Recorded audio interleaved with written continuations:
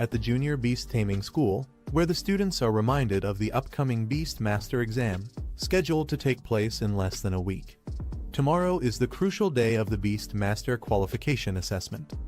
Inside the classroom, the teacher addresses the students, congratulating them on forming contracts with their first beasts. He emphasizes the importance of resting well and preparing thoroughly to achieve good results.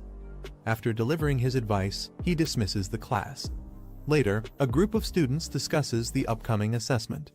One student expresses his nervousness, while another reassures him, saying their current skills might still allow them to qualify as apprentice Beastmasters. However, the challenges of advancing to the higher Beastmaster Academy remain daunting, and some students don't even dare to dream about it. Meanwhile, a confident boy shares his ambitions. He aims to join the Beastmaster Academy in Ninjeong City. Though he acknowledges it's not the top-tier academy, he feels his abilities are sufficient to secure admission. In contrast, another student worries about failing the apprentice exam, fearing a life of mediocrity if he doesn't succeed.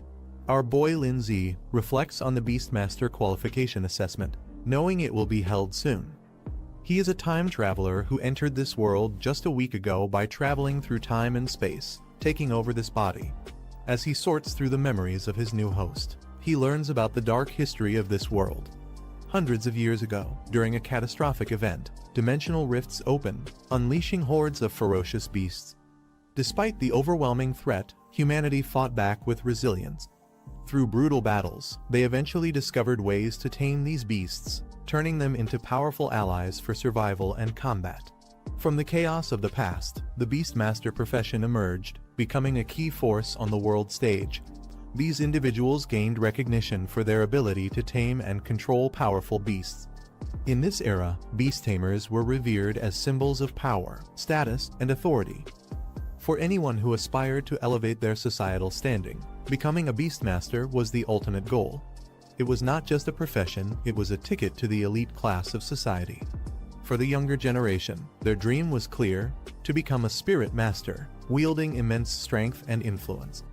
In this world, once individuals turned 18, they were eligible to form their first contract with a beast. The strength of their soul determined the level of the beast they could tame.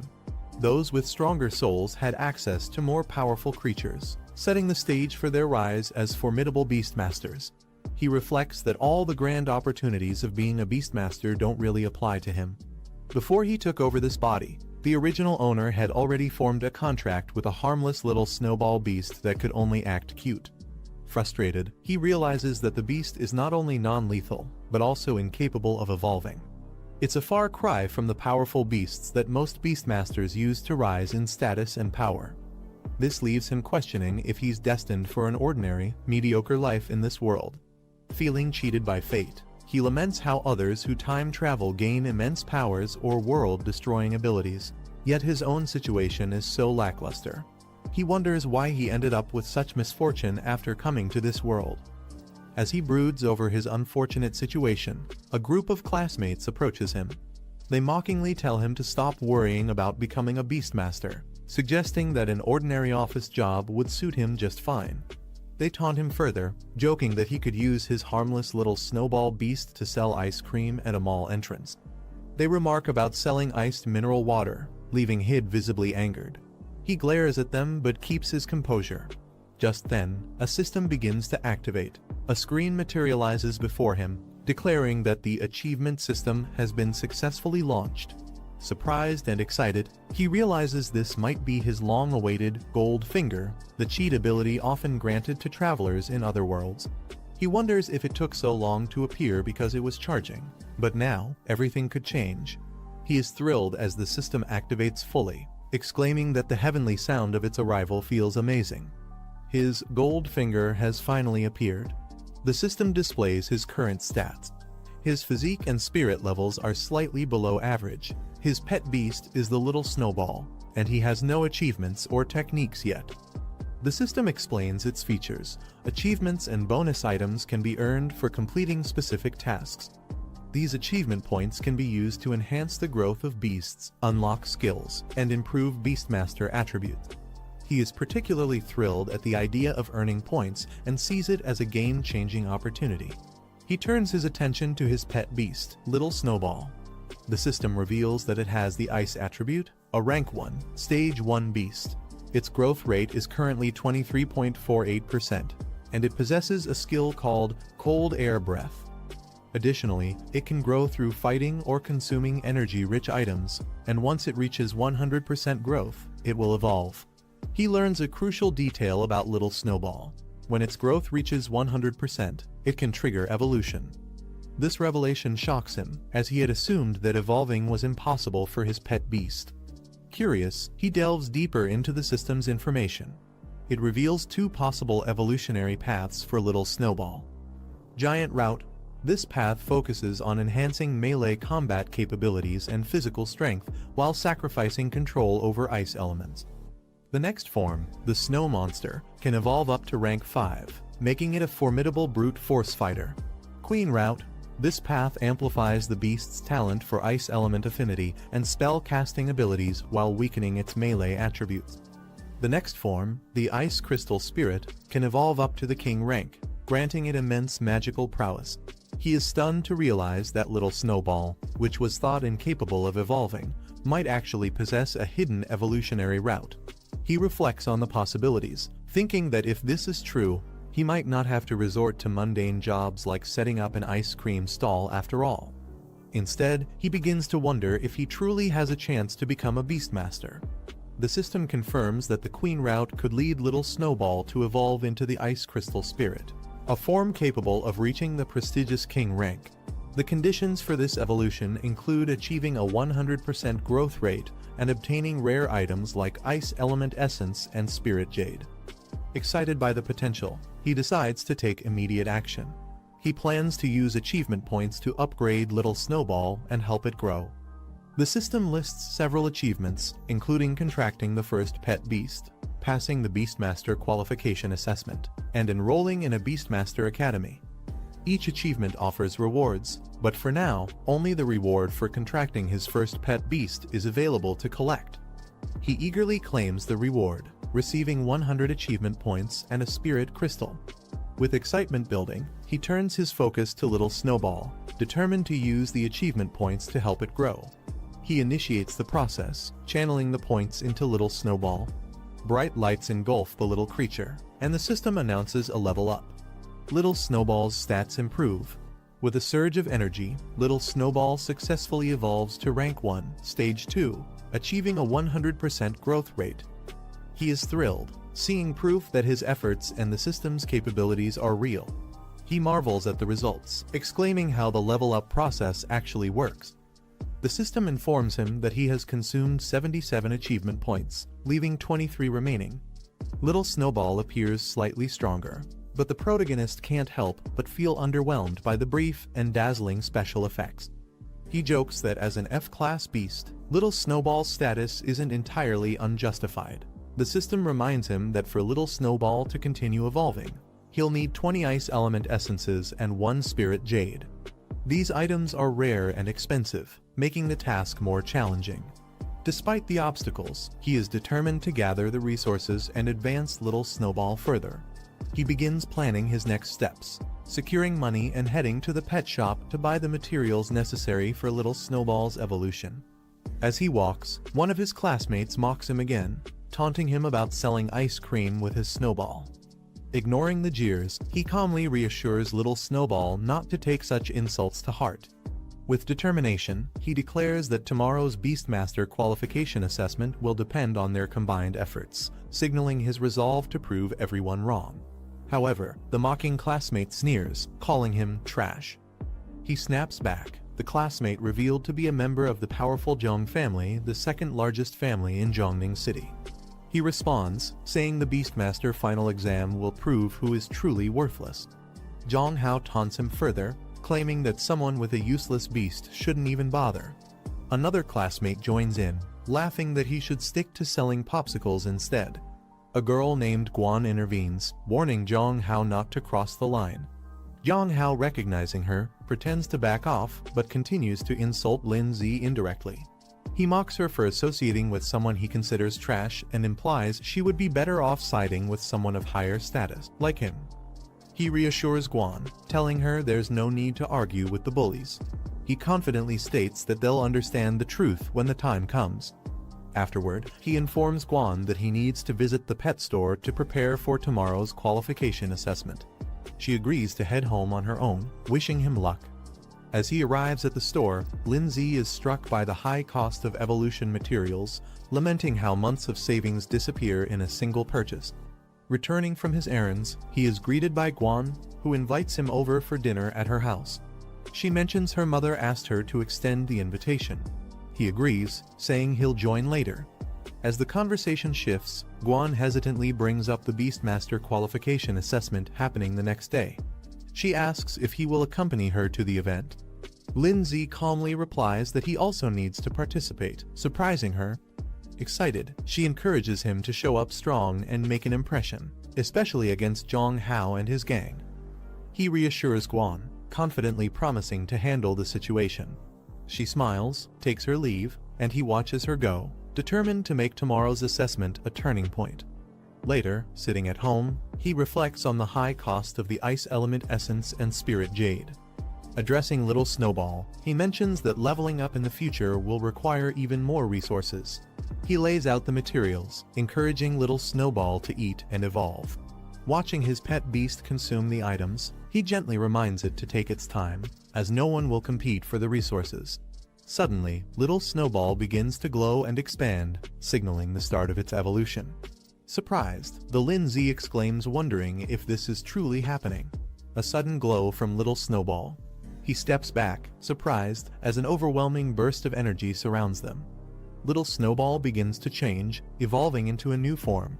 Amidst the dazzling spectacle, little Snowball transforms into the Ice Crystal Spirit, a Rank 2, Stage 2 beast. The system lists its new skills, including Icicle and Extreme Cold Domain, and reveals that its next evolution would be into the Snow Maiden, requiring even rarer materials to advance further. He is ecstatic, declaring the evolution a success. He proudly admires the Ice Crystal Spirit, realizing that this marks a turning point in his journey. He checks his pet Snowball's stats, and is surprised to see that its rank has directly jumped to Rank 2, Stage 2. This level of growth is unexpected since the average strength of pets at his school typically lies between Rank C and Rank E. Snowball radiates an icy aura that surprises Lindsay with its intensity. Holding it in his arms, he shivers and comments on how cold it feels. As he observes Snowball's surroundings, the icy energy continues to grow stronger, creating a frosty explosion around them. Lindsay realizes that Snowball's strength has increased far beyond his expectations, affecting even the environment around it. The achievement notification confirms Snowball's evolution, granting Lindsay 100 achievement points and a Strength Crystal Roman 11 as rewards for reaching this milestone. He reflects on the materials he used for Snowball's evolution. He notes that without the system prompt guiding him, no one would have considered feeding such rare resources to a weak pet beast. Confident in his decision, he activates the system to extract his rewards. 2 items materialize in front of him, a glowing spirit crystal and a strength crystal. The spirit crystal enhances spiritual strength, which determines the number and level of pets he can contract. The strength crystal boosts his physical fitness, a crucial attribute for survival. Without hesitation, Lindsay consumes the strength crystal. As he absorbs the strength crystal, a surge of power courses through his body. He feels a transformation beginning to take effect. His physique becomes visibly enhanced, surrounded by a powerful aura of energy. The system panel displays his updated stats. His physique has doubled from 1 to 2, his spirit from 0.8 to 1.8, and his spirit power from 80 to 180. Snowball's rank is confirmed as Ice Crystal Spirit, Rank 2, Stage 2, while his achievement points have risen to 123. Testing his newfound strength, Lindsay punches the air, feeling the cold no longer affect him. Instead, a steady stream of energy flows from within, marking a significant breakthrough in his abilities. He tests his enhanced strength by punching a wall, leaving a deep crack. He reflects on the importance of physical strength, even for those who rely on their pets. In dangerous situations, being physically strong can significantly increase survival chances. Meanwhile, Snowball clings to Lindsay's leg, making adorable noises. Lindsay smiles confidently and decides to take the next step in their evolution. Determined, he boldly declares, "Just go all in," and decides to use all his achievement points. As he channels his energy into Snowball, a radiant light surrounds them both. The system confirms the upgrade Snowball has reached Rank 1, Stage 2, with a 100% growth rate. He uses 123 achievement points, pushing Snowball to Rank 2, Stage 4, with a growth rate of 24%. Snowball now radiates an icy and confident aura, indicating its immense power. Lindsay smirks, confident about the upcoming evaluation. He knows the Advanced Association will be shocked by their progress. The next day, Lindsay walks through the bustling city streets alongside his sister Guan. She asks if he's ready, and Lindsay confidently replies that he's not only ready, but also determined to obtain the Beast Master qualification today. Guan beams with excitement, noting how motivated Lindsay has become. She comments that the old him would have never participated in something like this. He smiles and responds, "People will always change." Meanwhile, some students nearby notice them. One points out Guan, calling her a talented third-year student at Pinghai No. One middle school, and questions why she's always with someone like Lindsay, whom they consider a loser. Another student mentions that Zhu Hong confessed his love to Guan the previous day and was rejected. Frustrated, one girl expresses her disbelief, questioning what makes Guan so special and why others seem to admire her. One of the students hushes the others, reminding them to keep their voices down. Lindsay, overhearing their comments, reveals internally that Guan is his cousin. Despite being a genius and admired by many at Pinghai No. One middle school, Guan doesn't seem to care about others' opinions. As they walk together, Guan asks Lindsay if he really plans to use Little Snowball in the qualification assessment. Lindsay smiles confidently and assures her, "Of course, don't underestimate Little Snowball." Guan playfully suggests celebrating if they pass the assessment, and Lindsay jokingly hugs her, causing her to exclaim in surprise. She mentions a store she has wanted to visit for a long time. Suddenly, they are interrupted by a loud voice calling out to Guan, demanding her to stop.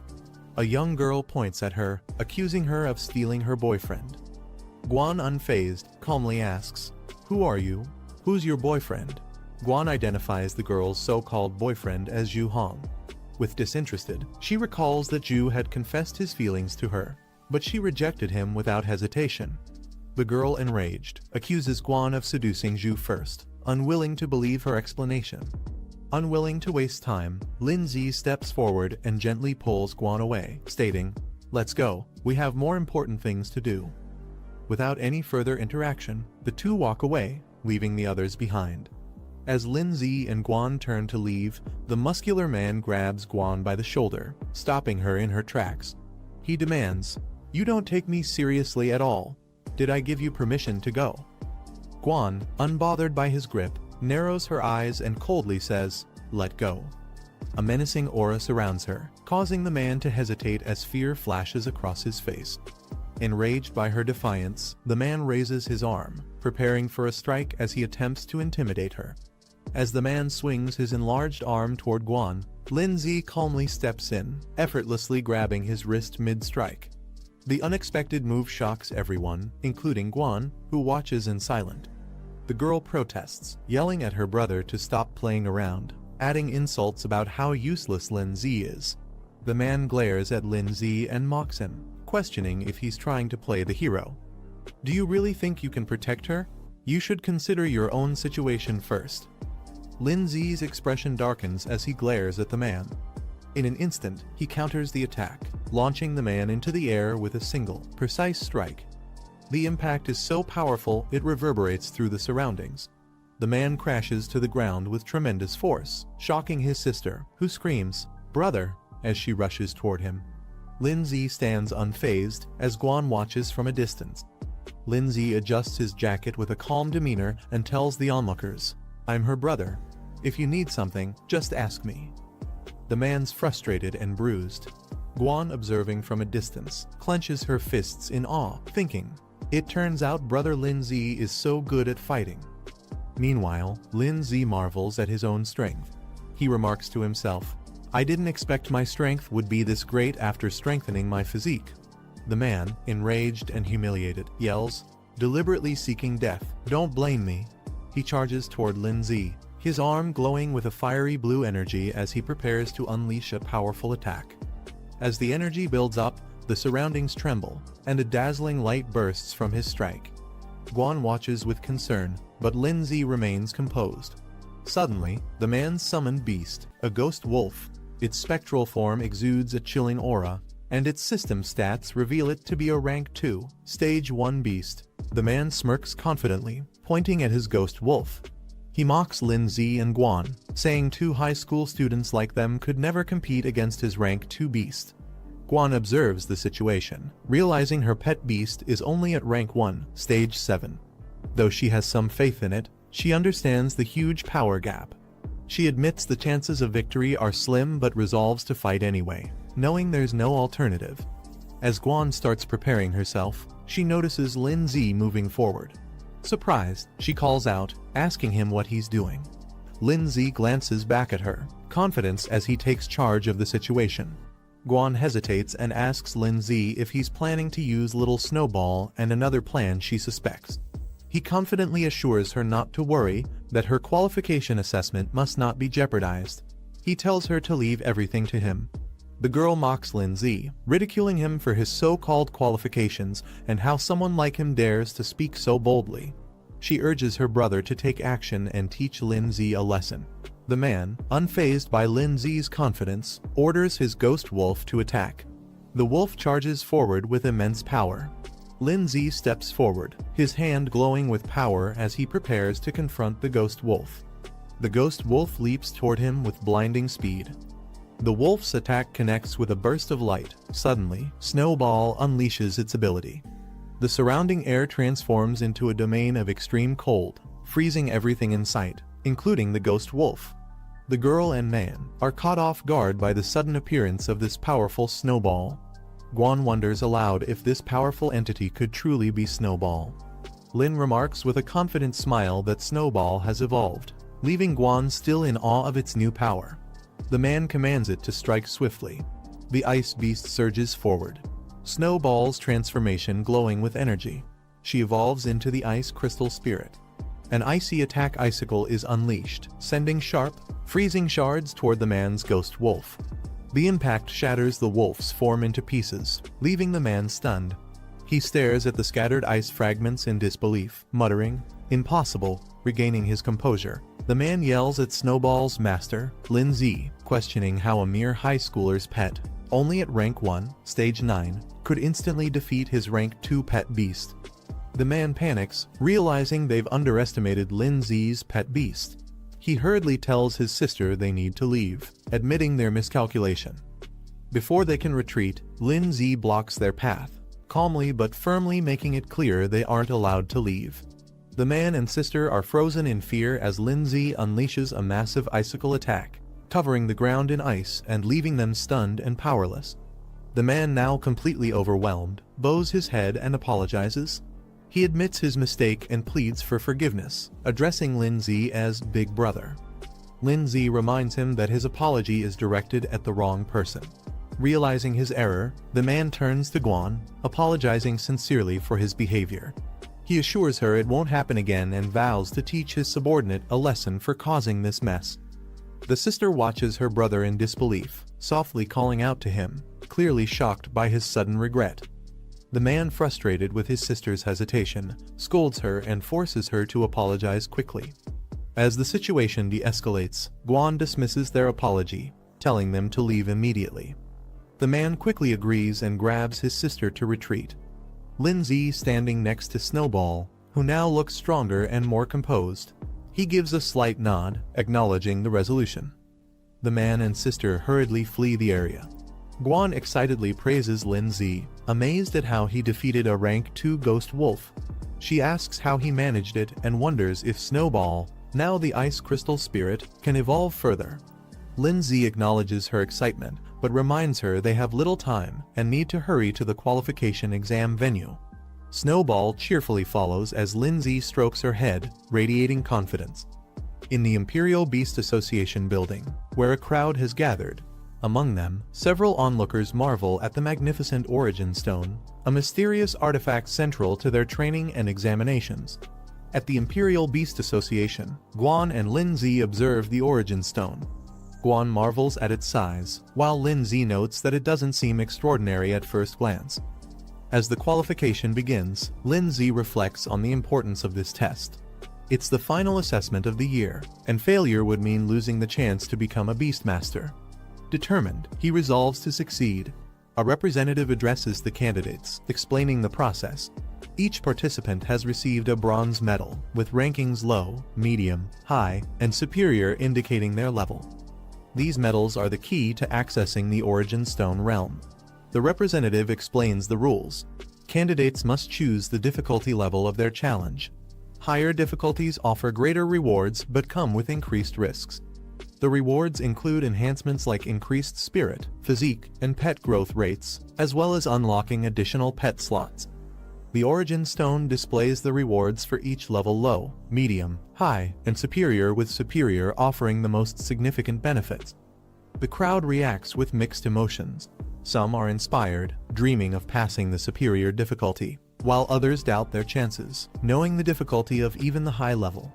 One participant resolves to clear the lowest level and secure their promotion.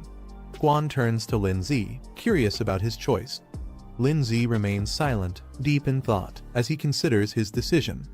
The examiner advises the candidates to carefully select their difficulty level, as it will affect their future development. Guan hesitates, contemplating her decision as she stares at the options on her medal. The Origin Stone displays the choices made by the participants. Most choose low and medium difficulties, while only one person selects high, and another dares to pick superior. The crowd reacts in disbelief, mocking the person who chose the superior level, calling it reckless. They doubt whether such a person can handle the challenge, laughing at their audacity. The crowd mocks the superior selection, joking that someone might have accidentally pressed it by mistake, calling the decision foolish. Meanwhile, Lin Zi, holding his medal, displays a confident smirk. He is determined, silently declaring that whoever challenges him will fail to apply to the Imperial Beast Academy this year. Guan notices Lin Zi selecting the superior difficulty and is shocked. She expresses her concern, warning him that failure would cost him the chance to apply to the Imperial Beast Academy this year. Lin Zi, however, remains confident, reassuring her with a calm smile that he knows what he's doing and has it under control. Nearby, the crowd starts speculating about the person who chose superior difficulty. They assume it must have been a mistake or that the person is overconfident and foolish. The examiner questions Lin Zi, wondering if he ignored the earlier advice to carefully consider his choice. Lin Zi, holding his medal, confidently states that his decision was made after careful thought. The examiner's demeanor darkens as he skeptically asks if Lin Zi truly believes he can pass the superior difficulty. Lin Zi, unfazed, firmly responds with determination in his eyes, "Of course." The examiner smirks, commenting on Lin Zi's boldness, acknowledging that young people often take risks. He then reiterates that all participants have made their selections. Turning to the group, he officially announces the start of the assessment. The candidates sit in meditation around the Origin Stone as a mystical energy begins to flow, enveloping them in preparation for their trials. The Origin Stone glows intensely, releasing a surge of energy that envelops the room. Each participant is surrounded by a sphere of radiant light, signifying the start of their individual trials. The examiner observes the participants on the stone's display, noticing their positions and energies. He specifically takes interest in Lin Zi, remarking that his choice and actions are intriguing. Lin Zi finds himself transported into a massive arena, realizing he has entered the virtual realm of the Origin Stone. The rules of the trial are explained. Any injuries sustained or the death of a pet beast within the virtual realm will not affect reality. This assurance allows participants to give their best without hesitation. Lin Zi smirks confidently, stretches his arms, and prepares to face the challenge head-on, ready to showcase his strength. Lin Zi notices a screen appearing in the virtual realm. The display indicates he has unlocked a system-related achievement. With a confident grin, Lin Zi remarks how convenient it is to access the system here. The screen confirms his reward: 100 achievement points and a spirit crystal. He taps the screen to claim the rewards, stating that the spirit crystal and points will be useful for the trials ahead. After claiming his rewards, Lin Zi notices the system displaying an increase in his attributes. His stats have been significantly boosted, along with a notable enhancement in Little Snowball's abilities. Smiling confidently, Lin Zi clenches his fist and thinks to himself that his chances of victory have increased dramatically. Just as he's relishing his newfound power, the sound of a large door opening catches his attention. A giant beast entering the arena. Lin Zi and Little Snowball prepare themselves for the incoming challenge. A fire beast appears, its body glowing with flames. It's a rank 1 stage 7 pet beast, radiating heat and ready to attack. Lin Zi observes it calmly, noting it doesn't match the high difficulty level they were expecting. The fire beast launches a blazing attack, spewing a fiery blast toward Lin Zi and Snowball. Unfazed, Lin Zi smirks and counters the attack with Snowball's evolved powers. He commands, unleashing ice crystal chains, which instantly freeze the fire's momentum. Snowball charges up its energy, surrounded by icy spikes, and launches a concentrated attack. The explosion of frost collides with the fire beast's flames, creating a massive burst of energy. The aftermath fills the area with frost and mist, and Snowball remains unfazed. It breathes out a chilling wind, freezing everything in its path. The frost spreads further, signaling Snowball's complete dominance over the fight. Lin Zi stands confidently beside Snowball, remarking that his ice crystal chains prove to be far more effective than expected. Having cleared the first stage of the challenge, Lin Zi and Snowball move forward. The doorway to the next stage opens, signaling that they've passed one of the 5 levels in the trial. In the next area, Lin Zi encounters a new opponent, a skeletal bound in cloth, emitting an eerie aura. The being is identified as a rank 1 stage 9 undead creature, its hollow laughter echoing through the chamber. Lin Zi smirks confidently, thinking to himself that while a rank 1 stage 9 opponent might be challenging for others, it's nothing more than a simple task for him. The examiner observes Lin Zi's progress through the challenge, analyzing the situation on a large map that shows the arena and the ongoing battles. Back in the arena, Lin Zi stands victorious with Snowball as the icy battlefield confirms their overwhelming power. The examiner comments smugly, addressing Lin Zi. He points out that Lin Zi's previous victory was merely due to an elemental advantage, hinting that the real challenges are yet to come. Lin Zi and Snowball move forward, successfully completing the second stage of the challenge. As they step into the new arena, a shadow looms over them. A creature with glowing, hypnotic eyes appears, its presence radiating menace. The beast reveals itself a rank 2 stage 1 plant-type creature, towering with a twisted and unnatural form. The examiner observes Lin Zi's progress through the challenge on a glowing map. He remarks to himself that Lin Zi's pet beast is only rank 2 stage 1, and defeating the current rank 2 stage 1 opponent will be nearly impossible, even with great talent. In the arena, the plant creature launches an aggressive attack, aiming its sharp claws at Lin Zi and Snowball. Lin Zi, unfazed, counters with Snowball's ice chains. However, the plant creature smashes the ground with its powerful limbs, creating a devastating impact that shakes the battlefield. Taking advantage of the chaos, it uses its vines to entangle Snowball. Snowball remains calm, even as the plant beast charges in with glowing claws, preparing for a decisive attack. Meanwhile, the examiner watches. With a smug smile, he comments that while Lin Zi might be strong for a freshman, his strength is limited. Back in the arena, Snowball activates the extreme cold domain, releasing a powerful wave of frost that freezes the surroundings and slows the plant beast's movements. The creature struggles against the overwhelming cold but roars in defiance. Lin Zi smirks confidently and taunts, "Did you think we only have one skill?" Without hesitation, he commands Snowball to unleash another powerful attack icicle, intensifying their offensive against the plant beast. The plant beast roars as its body is pierced by multiple icy spikes from Snowball's icicle attack. The battlefield is now a frozen arena, with the creature trapped at its center. Snowball's frost spreads further, encasing the plant beast entirely in a solid block of ice. The plant beast, now fully immobilized, struggles in vain as more spikes of ice penetrate its frozen body, ensuring its defeat. With Snowball's final attack, the plant beast is completely frozen and defeated. Lindsay calmly declares the battle over, signaling the end of the third level. The frozen arena stands as a testament to their victory. A notification appears confirming that Lindsay has successfully cleared the third level, leaving only 2 levels remaining in the challenge. Elsewhere, participants who failed the earlier stages express their frustration.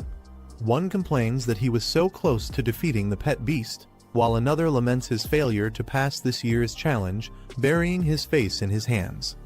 Amid the group of participants, one excitedly celebrates his success, exclaiming that he's now an apprentice beastmaster. He didn't expect the initial challenge to feature a rank 1 stage 6 pet beast, but he managed to overcome it. Meanwhile, others watch in frustration. One participant clenches his fists and mutters his dissatisfaction, lamenting his failure and comparing his performance to those who succeeded. Someone notices the next challenge, a vicious claw beast. The announcement stuns the crowd, who recognize it as a rank 2 pet beast. Murmurs of disbelief ripple through the room as they question why such a high-level beast would appear in the apprenticeship assessment. The 4th level ends with a decisive victory for Lindsay and Snowball. The frozen remains of the opponents stand as proof of their power. Onlookers exclaim in amazement, recognizing Lindsay as the one who challenged the superior difficulty level. With the 4th level cleared, the final stage of the challenge begins. Lindsay confidently remarks that they've reached the last level. In the observation area, participants watch in disbelief, questioning why Lindsay is so powerful. One mentions they know all the top students from the local high schools, but Lindsay's strength seems unmatched and unfamiliar. Meanwhile, Guan happily celebrates her own success, announcing that she's now an apprentice beastmaster. However, her thoughts immediately turn to Lindsay, wondering about his progress and eagerly anticipating his performance in the final stage. The crowd gathers around the monitor, awestruck by Lindsay's performance. Cries of admiration echo through the room as they acknowledge his strength. Guan, watching closely, realizes that Lindsay has cleared the 4th level on superior difficulty. She clenches her fists in excitement, calling it incredible. As the final stage begins, the roar of the beast resonates through the arena. A massive saber-toothed lion emerges. Its sheer size and ferocity shock the onlookers. "It's a rank 2 stage 5 beast," someone exclaims in disbelief. Others remark how impossible it is for a newcomer to defeat such a creature. Guan, though visibly concerned. Lindsay watches calmly as Snowball prepares for battle, commenting that he's finally facing a worthy opponent. Snowball summons another icicle attack, its sharp fragments shooting forward with incredible speed. The enemy's movements are lightning fast, making it difficult for Lindsay to track. He's caught off guard, realizing the speed of the saber claw assault as it closes in on Snowball. Snowball braces herself against the powerful attack, the clash sending shockwaves through the area as both sides fight for dominance.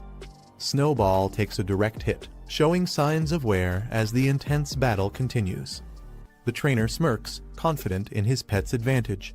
He challenges Lindsay, curious if he has any new tricks left to show, while mocking that this might be the end for him. The saber-toothed lion charges forward, its ferocious aura overwhelming. Lindsay observes the fight carefully, recognizing the disparity in power. He acknowledges that while Snowball has the advantage of being at a higher stage, the outcome depends on various factors like attributes, environment, and strategy. Lindsay notes that Snowball is in a weakened state after consecutive battles, facing such a strong opponent with superior speed and power. The saber-toothed lion grows more ferocious, realizing it might actually lose if the battle continues like this. Lindsay calls out to Snowball, urging her to brace herself for the incoming attack. The lion lunges with full force, claws glowing with lethal energy, aiming to end the battle in one decisive blow. Watching closely, Lindsay stays calm but focused. As the lion charges, he recognizes the moment he's been waiting for. Now's the time, he thinks. Snowball summons a final icicle, releasing a concentrated burst of freezing power to meet the lion's charge head-on. The aftermath of the clash leaves a cloud of frost and dust hanging in the air. The saber-toothed lion lies on the ground, visibly injured, with icicles embedded in its body. In the crowd, spectators murmur in confusion. They speculate about the outcome, some wondering if it ended in a tie, while others question what exactly just happened. One onlooker points out the lion's condition, drawing everyone's attention. The saber-toothed lion struggles to move but ultimately collapses, its defeat becoming evident to all. Meanwhile, Snowball stands firm. Snowball's eyes glow intensely as it channels its energy into a powerful strike. The battlefield is filled with a burst of light as Snowball unleashes an overwhelming attack, aiming directly at the saber-toothed lion. The lion charges forward, attempting to counter Snowball's attack. Its paws meet the icy terrain, but shards of ice quickly form around them. Despite its struggle, the saber-toothed lion roars and pushes forward.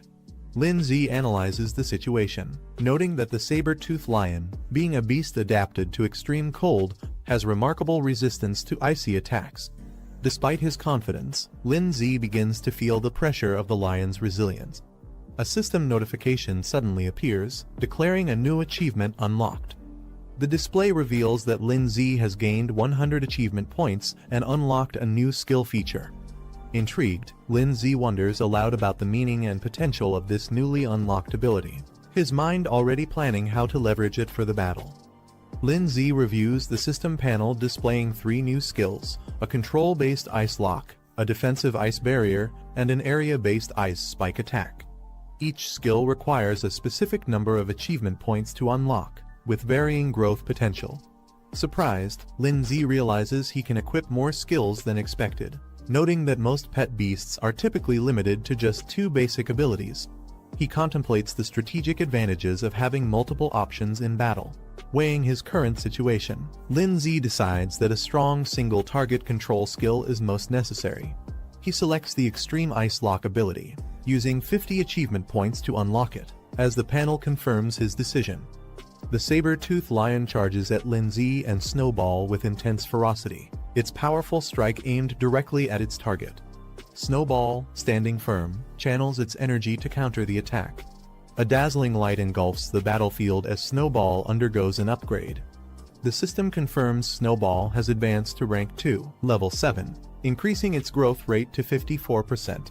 Onlookers, witnessing the radiant display from afar, react with surprise and curiosity. One exclaims, "What's with that light?" Another realizes, "It's an upgrade." The crowd is baffled by Snowball's sudden upgrade. Some speculate about the resources used, while others argue upgrades should only happen after securing a victory, leaving them suspicious of Lindsay's tactics. Lindsay, unfazed by their doubts, confidently gestures to the saber-toothed lion, inviting it to make its move. As the lion charges with renewed ferocity, Snowball activates the newly acquired Extreme Ice Lock skill. Chains of glowing frost encircle the lion, halting its attack mid-air and leaving it restrained. The saber-toothed lion struggles to break free from the icy chains of the Extreme Ice Lock, roaring in frustration. Lindsay channels his power and uses the Ice Spike ability. Shards of ice form above the lion and crash down with incredible force, piercing through the beast's defenses. The lion lets out a final roar as it succumbs to the relentless assault. The spectators are stunned by the display of power, murmuring questions about the mysterious skill and why it was so effective. The examiner and the crowd are in disbelief, questioning how Lindsay's pet can use 3 different skills, a feat uncommon for beasts of its rank. As the saber-toothed lion struggles to recover, Lindsay observes it calmly, commenting on its thick defenses. Snowball's eyes glow fiercely as it prepares another powerful attack. It channels its icy energy, shards forming around it. With determination, Snowball readies itself, showing it has no intention of letting the lion recover. With Snowball's final attack, the saber-toothed lion is completely subdued, collapsing onto the icy battlefield in defeat. Lindsay stands victorious alongside Snowball, their combined strength leaving the audience in awe. The system announces Lindsay's success, declaring his evaluation as completed at an extraordinary difficulty level. Guan jumps with excitement, cheering for Lindsay and celebrating his hard-earned victory. In the crowd, disbelief spreads. Some accuse Lindsay of bribing the examiner, unable to accept his unexpected win. Others speculate about his methods, still skeptical of his capabilities. The examiner, however, remains composed. He acknowledges Lin Zi's exceptional talent, remarking that while he's seen many young beast tamers, none have impressed him as much as Lin Zi with his silent yet commanding performance. After the battle, Lin Zi's stats receive a significant boost, reflecting his successful completion of the challenge. Snowball's status is displayed, now ranked at level 3, stage 1, with an impressive 84% growth rate and mastery of 3 powerful skills. The examiner, still observing, acknowledges the extraordinary difficulty of the test and how much Lin Zi's capabilities have grown as a result. The performance leaves him and others deeply impressed. The system displays another notification. Lin Zi is now eligible to form a contract with a second beast, marking a major milestone in his journey. Lin Zi reflects on his next step, deciding which beast to form a contract with as his second companion.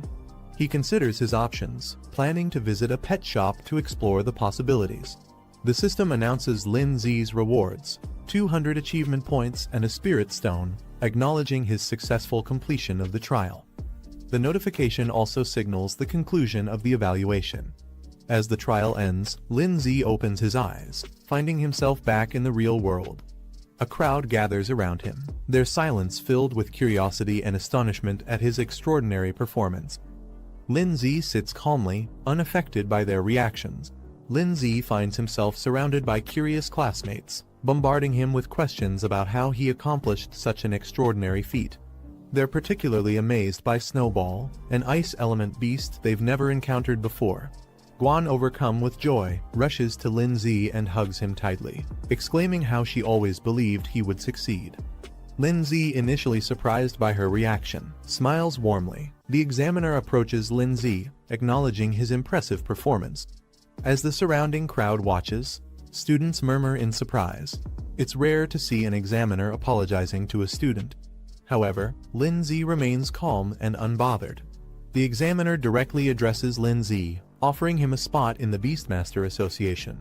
He further explains the benefits, mentioning that Lin Zi could secure a high-ranking position with exclusive privileges. Even top graduates don't easily receive such offers. Guan, standing beside Lin Zi, urges him to accept, recognizing the rarity of this opportunity. The competition for a spot in the Beastmaster Association is intense, like crossing a narrow bridge against thousands of others. Lin Zi considers the offer. Accepting would mean all his academy expenses, including tuition and living costs, would be covered. It would also raise his status in everyone's eyes. However, he knows there's no such thing as a free lunch. Opportunities like this always come with hidden costs. Facing the examiner, Lin Zi politely declines, stating he has already made up his mind and will decide his future after graduation. His firm response leaves the examiner and the surrounding students momentarily stunned.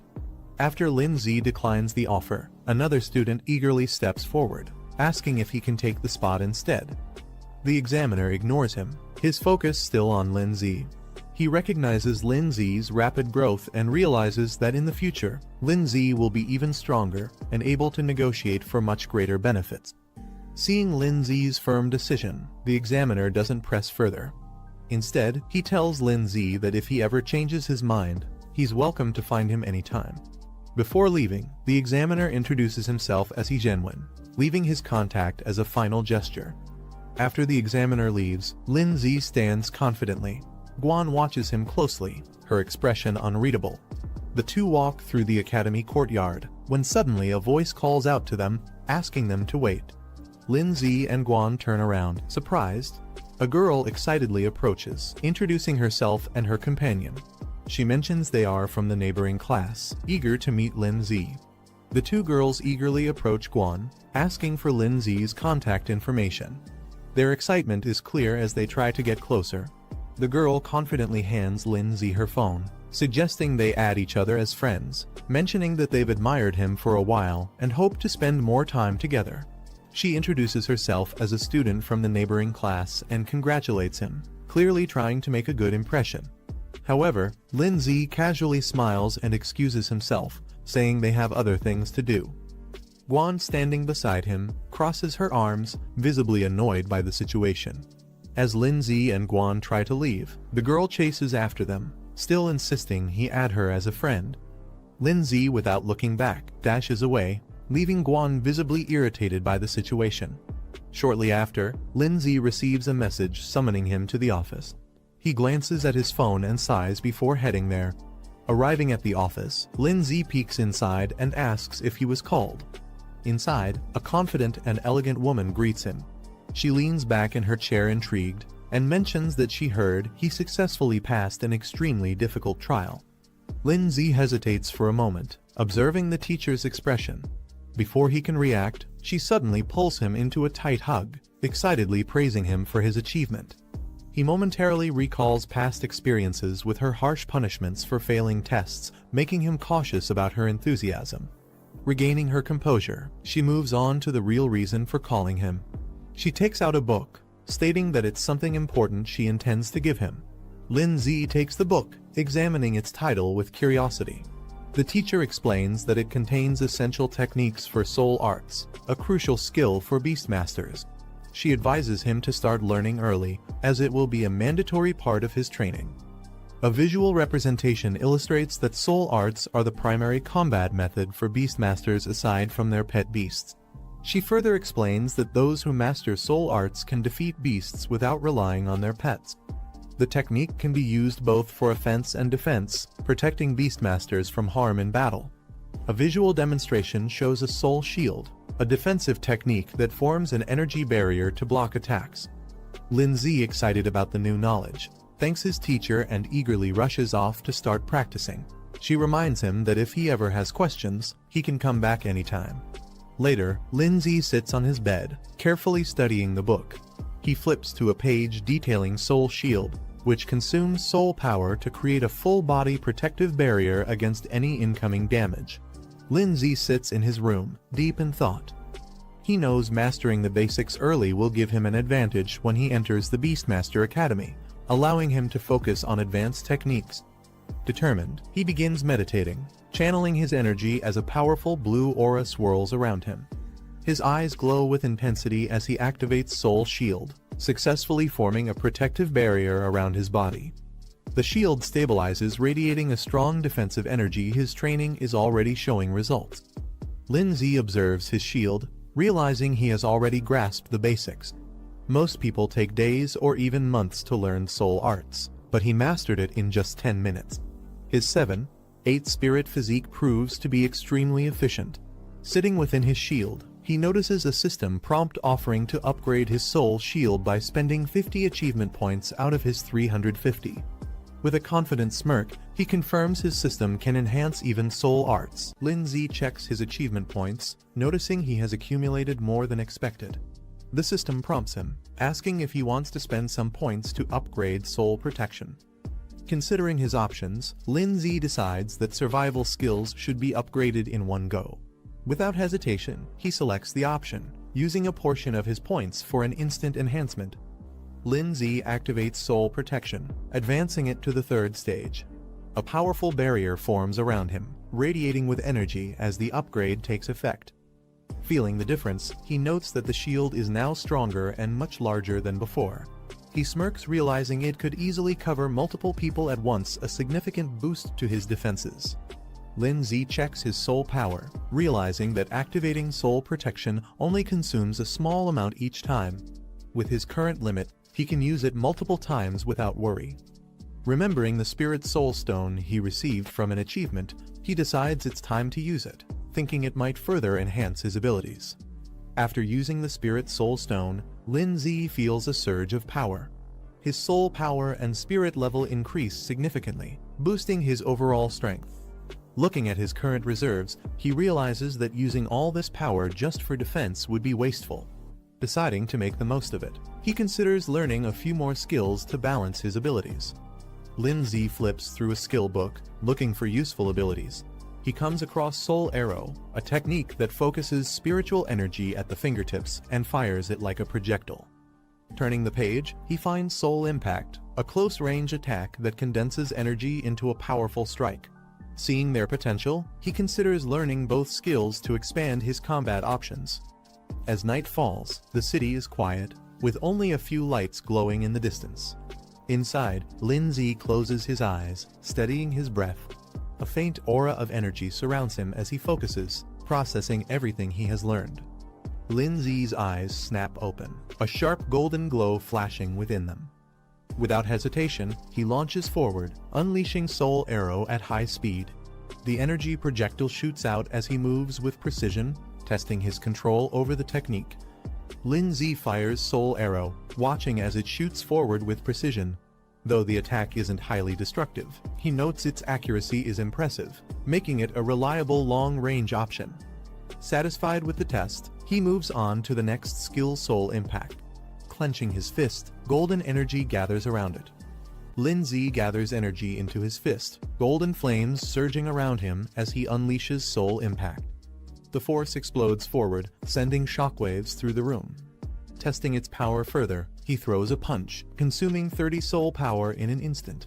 The impact is strong, confirming that this close-range attack will be a devastating addition to his arsenal. Lin Zi observes the aftermath of his soul impact, surprised by the sheer damage it caused. The wall in front of him is shattered, proving the technique's destructive potential. A system notification appears, informing him that he has successfully learned 3 soul techniques and has been rewarded with a soul recovery potion, which can instantly restore all his soul power. Lin Zi looks at the shattered wall, satisfied with soul impact's effectiveness. He decides to save his soul recovery potion for a crucial moment, knowing it could be a game-changer in battle. Feeling confident, he spends 100 achievement points to upgrade Soul Arrow and Soul Impact to level 2. With his skills now stronger, Lin Zi decides to save his remaining achievement points for emergencies. With his skills upgraded, he shifts his focus to his next goal, earning money to buy a second pet beast. The next day, he heads to the mission center, a place where trainers take on tasks to earn rewards. At the mission center, Lin Zi joins the crowd, scanning the available tasks. The screens display various missions, each offering different rewards. Confident in his abilities, he decides to start with basic level missions. Given his current strength, completing them shouldn't be a problem, and it's a good way to earn money quickly. Lin Zi scans the mission list, evaluating the rewards.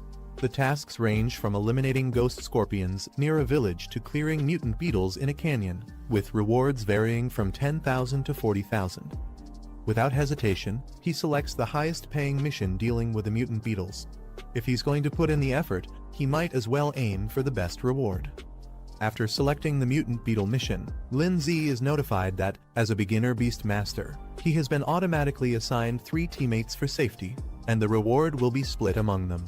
Annoyed, he punches a training dummy, frustrated that he has to share the earnings.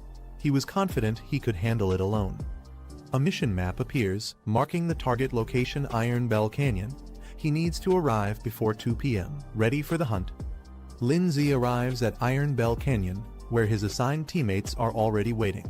The canyon is rugged, with flags marking the mission site. A man with green hair, identified as Zhang Jin, a low-tier beast master, smirks upon seeing Lin Zi. Mocking him, he comments that Lin Zi took long enough to arrive and questions if he's even graduated yet. Another teammate, Zhao Mingxian, a muscular low-tier beast master, frowns upon seeing Lin Zi. He questions why they got stuck with someone inexperienced, clearly unimpressed. Before the situation escalates, Yu Zuyun, the only female in the group, steps in with a smile. She tells them to relax and not be too harsh on Lin Zi, lightening the mood with her friendly attitude. Yu Zuyun playfully tells Lin Zi to just follow her lead, reassuring him. Lin Zi responds with a relaxed smile, admitting that he hasn't graduated yet and will be relying on them for this mission. Zhao Mingxian sighs in frustration, accusing Yu Zuyun of flirting again. He warns the group that this mission might be tougher than expected and tells them to stay focused if they want to survive. Yu Zuyun, unimpressed by his serious tone, dismisses his concerns with a scoff. Zhao Mingxian takes charge as the temporary team leader, demanding that Lin Zi follow his instructions once they reach the mission site. He also warns that Lin Zi's reward share will be reduced, making it clear that he's not seen as an equal.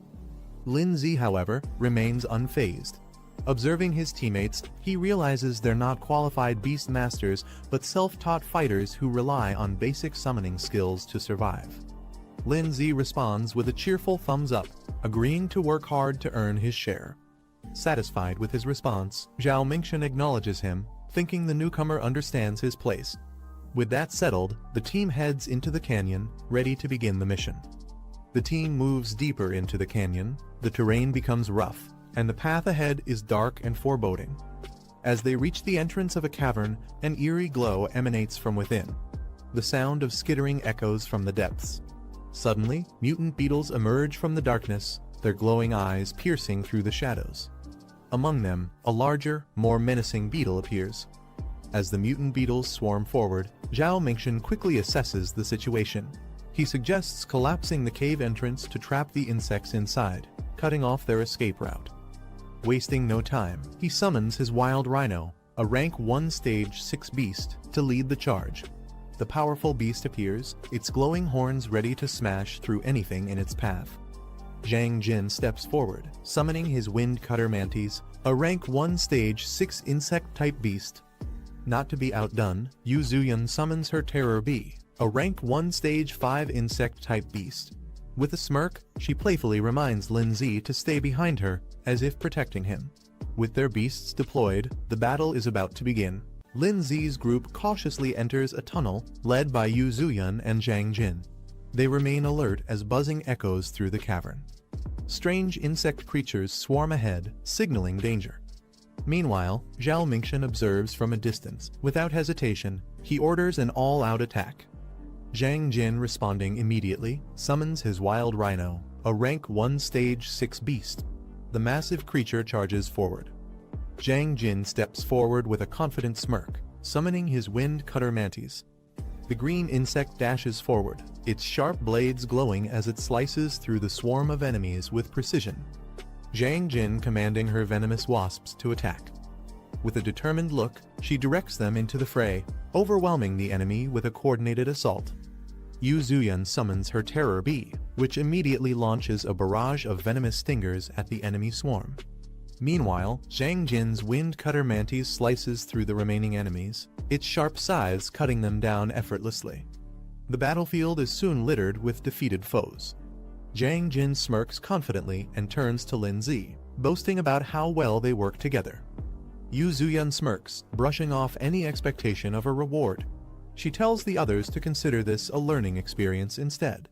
Confidently, she instructs them to stay behind her and focus on their own safety. However, before they can relax, the insect swarm starts moving again, crawling back to their feet. Lin Zi observing the fight, he notes that their attacks have barely made an impact, and the real threat has yet to come. Suddenly, a loud screech echoes as another wave of insects emerges, rushing toward them at full force. Yu Zuyun suddenly tenses up. She instinctively questions what it is. Dark energy seeps into the battlefield, and the insect swarm undergoes a terrifying transformation. The ground trembles as a new wave of mutated insects charges toward them. From above, Zhang Jin's wind cutter mantis, Yu Zuyun's terror bee, and Zhang Jin's wild rhino prepare for battle. Zhang Jin's eyes widen as more insects emerge from the tunnel. He quickly realizes something is different, as if they're calling for reinforcements. Lin Zi, watching calmly, questions whether there's an even larger and stronger beetle king lurking deeper inside. Meanwhile, Zhang Jin's wild rhino charges through the swarm, but the mutated insects overwhelm it. One of them sinks its fangs into the beast, drawing blood, showing just how dangerous they've become. The mutated insects overwhelm Zhang Jin's wind cutter mantis and Yu Zuyun's terror bee, pinning them down. Zhao Mingshan yells for his wild rhino to retreat, while Zhang Jin desperately calls back his pet, fearing they'll be killed. Lin Zi explaining that the beetle's previous sound waves have a paralyzing effect. The pets can no longer respond to their commands. Hearing this, Yu Zuyun freezes in shock. She clutches her head, realizing her terror bee is completely vulnerable. Fear sets in as she struggles to think of a way to save it. Zhang Jin, furious, grabs Lin Zi by the collar, demanding why he didn't warn them earlier. His frustration erupts, blaming Lin Zi for just standing by and watching. But Lin Zi calmly pointing out that the real problem isn't their beasts, it's their own survival. Before they can react, the ground trembles as a massive swarm of mutated beetles emerges from the depths. Seeing the sheer number of enemies, Zhao Mingshan quickly makes the call they need to run. Zhao Mingxian, realizing the danger, shouts for everyone to run. Panic fills as he curses the mission, realizing it's far beyond what they expected. Without hesitation, he turns and sprints away, leaving the others behind. The mutated beetles chase after him, their sharp legs cutting through the ground as they close the distance. As he tries to escape, an explosion erupts behind him. The force sends him stumbling forward, and his eyes widen in fear something even more dangerous is coming. Just as the swarm is about to overwhelm them, Lin Zi calmly steps forward. A glowing barrier forms around the group, shielding them from the incoming attack. Zhang Jin watches in disbelief, recognizing it as soul art, a technique only students from the Beast Academy should know. Shocked, he questions how a high schooler like Lin Zi could use it. Lin Zi dismisses his questions. He tells them to stop talking and simply watch from behind him. Zhang Jin watches in shock, unable to process what he's seeing. Lin Zi calmly summons his ice crystal spirit. Both Zhao Mingxian and Yu Zuyan stare in disbelief. They have never seen a beast like this before. While the others are still in awe, Lin Zi analyzes the enemy calmly. The beetles, despite their numbers, are at most rank 1, stage 7, making them manageable. However, without any large-scale attacks, the others stand no chance of fighting back. With a confident smirk, Lin Zi reveals his true strength. Unlike the others, his ice crystal spirit is a rank 3 beast, possessing devastating area-wide attacks. As he raises his hand, his beast activates extreme cold domain. A chilling wave of ice spreads across the battlefield, instantly freezing the entire insect swarm in place. The once overwhelming horde is turned into an icy grave. Lin Zi glances back at the stunned group, casually reminding them that they still have a chance to retrieve their beasts if they're willing to abandon their rewards. Zhao Mingxian, Zhang Jin, and Yu Zuyan hesitate. The reality of their situation is now painfully clear. Zhao Mingxian, now overwhelmed, raises his hands in surrender. He offers all their rewards in exchange for safe passage, pleading to be allowed to retrieve their beasts and leave peacefully. Before a response comes, Zhang Jin steps forward, furious. He can't believe Lin Zi is still pressuring them even after proving his dominance. Mocking Lin Zi, he questions if he really thinks he's some legendary student who passed an impossible trial. Lin Zi's expression remains calm but firm. Without hesitation, he confirms his identity. Watching the exchange, Yu Zuyan processes the situation. Her suspicions were right. Someone like Lin Zi possessing such power didn't make sense for a regular student. Quickly shifting her approach, she urgently asks him to rescue their beasts. Zhang Jin, still furious, refuses to believe Lin Zi's strength. He demands they be released immediately so they can retrieve their beasts. Before he can continue, Zhao Mingxian suddenly strikes him, sending him crashing to the ground. He scolds Zhang Jin for his arrogance, making it clear that Lin Zi's power is undeniable.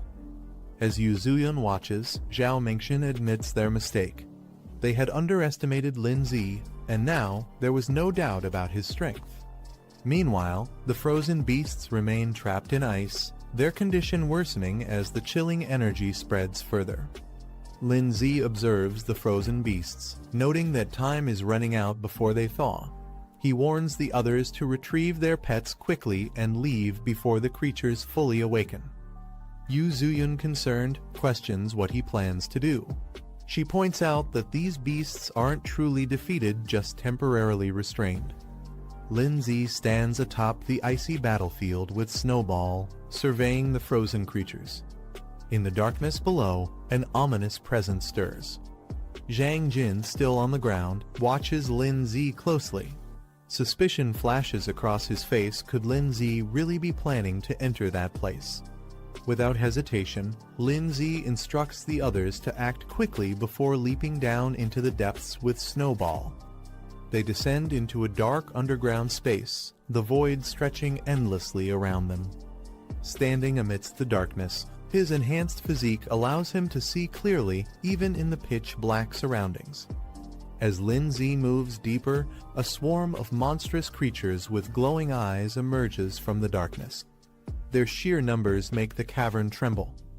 Without hesitation, Lin Zi activates a spiritual barrier, shielding himself and Snowball as the creatures lunge at them. The beasts charge with terrifying speed, but Lin Zi doesn't flinch. He counters instantly, releasing a powerful spiritual impact that sends them crashing to the ground. One by one, the monsters fall under his relentless attacks, but the battle has only begun. A swarm of glowing-eyed creatures rushes toward Lin Zi, their sheer numbers overwhelming. He quickly activates an ice barrier, blocking their attacks. However, as more creatures slam into the shield, cracks begin to form. Maintaining the barrier is draining his energy fast. Realizing he needs a different approach, Lin Zi recalls his progress. So far there's still something he can use. A new system prompt appears before him, revealing an ice shield and a frost nova ability. These skills could turn the tide of battle. Lin Zi checks his remaining achievement points, 150 left. Just enough. Snowball activates her newly acquired skills, her body radiating with icy energy. Her evolution grants her Ice Shield and Frost Nova, two powerful abilities. With Ice Shield, she can now move freely without relying on Lin Zi's protection. Meanwhile, Frost Nova provides a devastating area-wide attack, perfect for clearing out the overwhelming enemies. However, Lin Zi notes that for maximum impact, Frost Nova requires collecting surrounding ice energy, making it an ideal combination with extreme cold domain. Lin Zi commands Snowball to unleash her power. With an icy glow, she activates Frost Nova, sending shards of ice erupting in all directions. The creatures charging at them are instantly frozen mid-air, their movements halted. Cracks spread across their bodies before they shatter into icy fragments. Standing within the spiritual barrier, Lin Zi ensures the area is saturated with ice energy.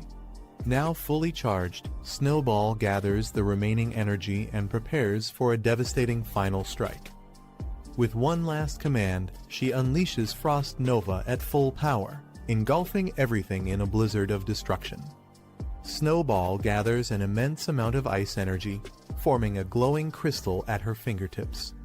With a flick of her hand, she launches Frost Nova, sending a powerful surge of ice across the battlefield. The frozen wave engulfs the swarm of creatures, their bodies freezing solid before shattering into countless shards. Lin Zi watches as the aftermath unfolds. A system notification appears: 50 armored insects eliminated. With a smirk, he acknowledges the sheer destructive power of the attack. Even the creature's defenses couldn't withstand it. Lin Zi checks Snowball's status. She has advanced to Stage 2 of Tier 3, with 89% growth. One more push, and she could reach her next evolution, Snow Maiden. Observing the surroundings, Lin Zi realizes that battling these creatures allows his pet to gain experience and level up. Though the process is slow, the sheer number of enemies makes this an ideal training ground. With Snowball on the verge of evolution, Lin Zi considers pushing forward.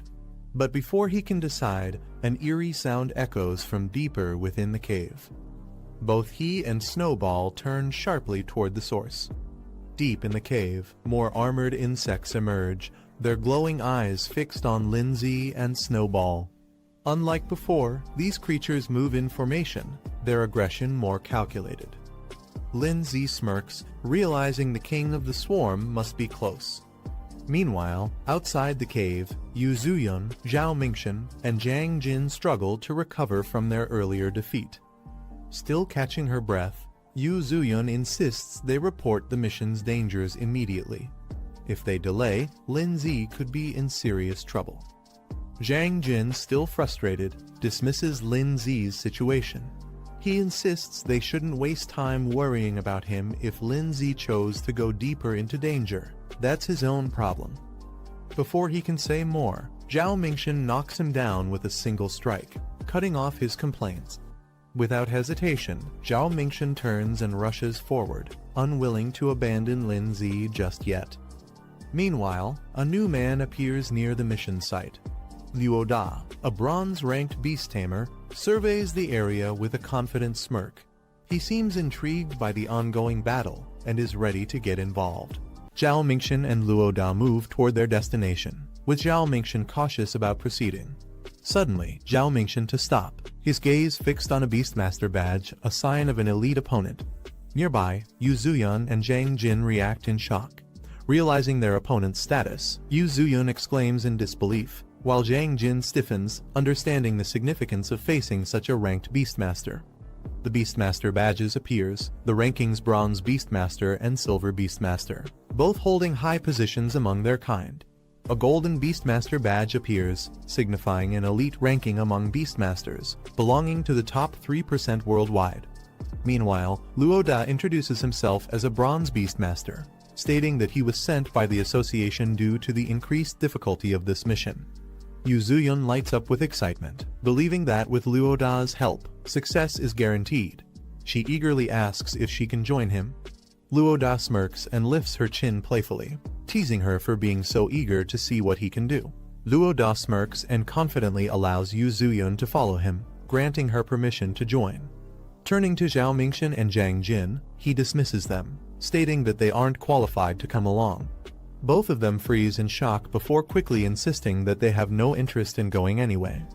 Meanwhile, deep within an icy battlefield, a system notification appears, confirming an achievement Beast Slayer accomplishment, awarding 300 points and a Burst Seed card.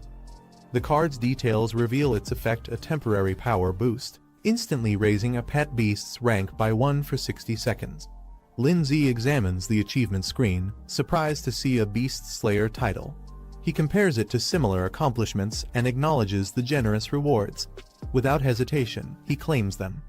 The screen updates, revealing that Ice Crystal Spirit has advanced to Stage 3, Rank 3, with 94% growth progress. With a satisfied smirk, Lin Zi notes that Snow Girl is now even closer to reaching the next stage. As he and Snowball continue moving forward, the eerie sound of shifting rocks echoes in the cave. Lin Zi narrows his eyes. His instincts tell him the enemy is finally revealing itself. A sharp claw pierces the ground, sending a tremor through the cave. Lin Zi's eyes widen as a massive armored insect appears before him, its glowing green eyes locked onto its next prey. Taking a step back, he mutters in disbelief, this thing is far bigger than he expected. Recalling the mission details, he realizes that the Bell Claw insect's crisis was reported only a week ago. That means this beast has recently evolved, making it even more dangerous. The Bell Claw insect lets out a terrifying screech, its status revealed insect type, rank 4, stage 1, marking it as a significant threat. Lin Zi quickly assesses the situation. If he retreats now, he'll leave empty-handed. That's not an option. He decides to take a risk, planning to drag this fight out strategically. Before he can act, a massive figure crashes down from above, radiating power. The impact sends debris flying, shaking the cave with overwhelming force. A rock golem suddenly charges into the battlefield, knocking aside smaller creatures as it lands with a heavy impact. From a distance, Yu Zuyun and the others spot Lin Zi and rush over, relieved to see him unharmed. Lin Zi reassures her he's fine but is surprised they returned. Noticing an unfamiliar face, he questions who the newcomer is. Luo Da smirks and tells Lin Zi to step back, warning him that this place is far too dangerous. He then reveals the true identity of their opponent, the Bell Claw Insect King, a feared creature of legend. The Bell Claw Insect King stands menacingly, its glowing green eyes locking onto its prey. It's an extremely rare rank 4 beast capable of controlling entire swarms. Luo Da immediately recognizes its significance. As Lin Zi prepares to engage, Luo Da stops him, insisting that he took on this mission alone, and that this boss belongs to him. Turning his back to Lin Zi, Luo Da smirks and asks if Lin Zi even knows who he's dealing with. Before the conversation can continue, the Insect King lunges forward, launching a devastating attack with blinding speed. Luo Da confidently faces the Bell Claw Insect King, his rock golem standing beside him. With a smirk, he questions what gives the creature the audacity to challenge him. The Insect King roars in fury and lunges forward, its razor-sharp claws gleaming as it prepares to strike. Unfazed, Luo Da casually watches as the rock golem intercepts the attack. Just as the clash intensifies, an unexpected move occurs. Frost chains suddenly form, binding the Insect King in place. Lin Zi stands with Snowball, casually observing Luo Da. who acknowledges him as an apprentice beastmaster. Recognizing Lin Zi's name, Luo Da seems intrigued, recalling that he passed an advanced trial. However, he boasts about his own achievements, emphasizing his extensive combat experience and training beyond just trials. Lin Zi brushing off the conversation, stating that he'll also reach that level soon. Luo Da is momentarily stunned, trying to grasp Lin Zi's confidence. Before the argument continues, Yu Zuyun urgently shouts, warning them of incoming danger from behind. The Bell Claw Insect King spins violently, its massive claws slashing through the air. Luo Da sighs, annoyed by the situation. He turns to Lin Zi, telling him to watch closely. This is the difference between them. Activating his soul art, Luo Da commands his rock golem, causing fragments of stone to float and merge.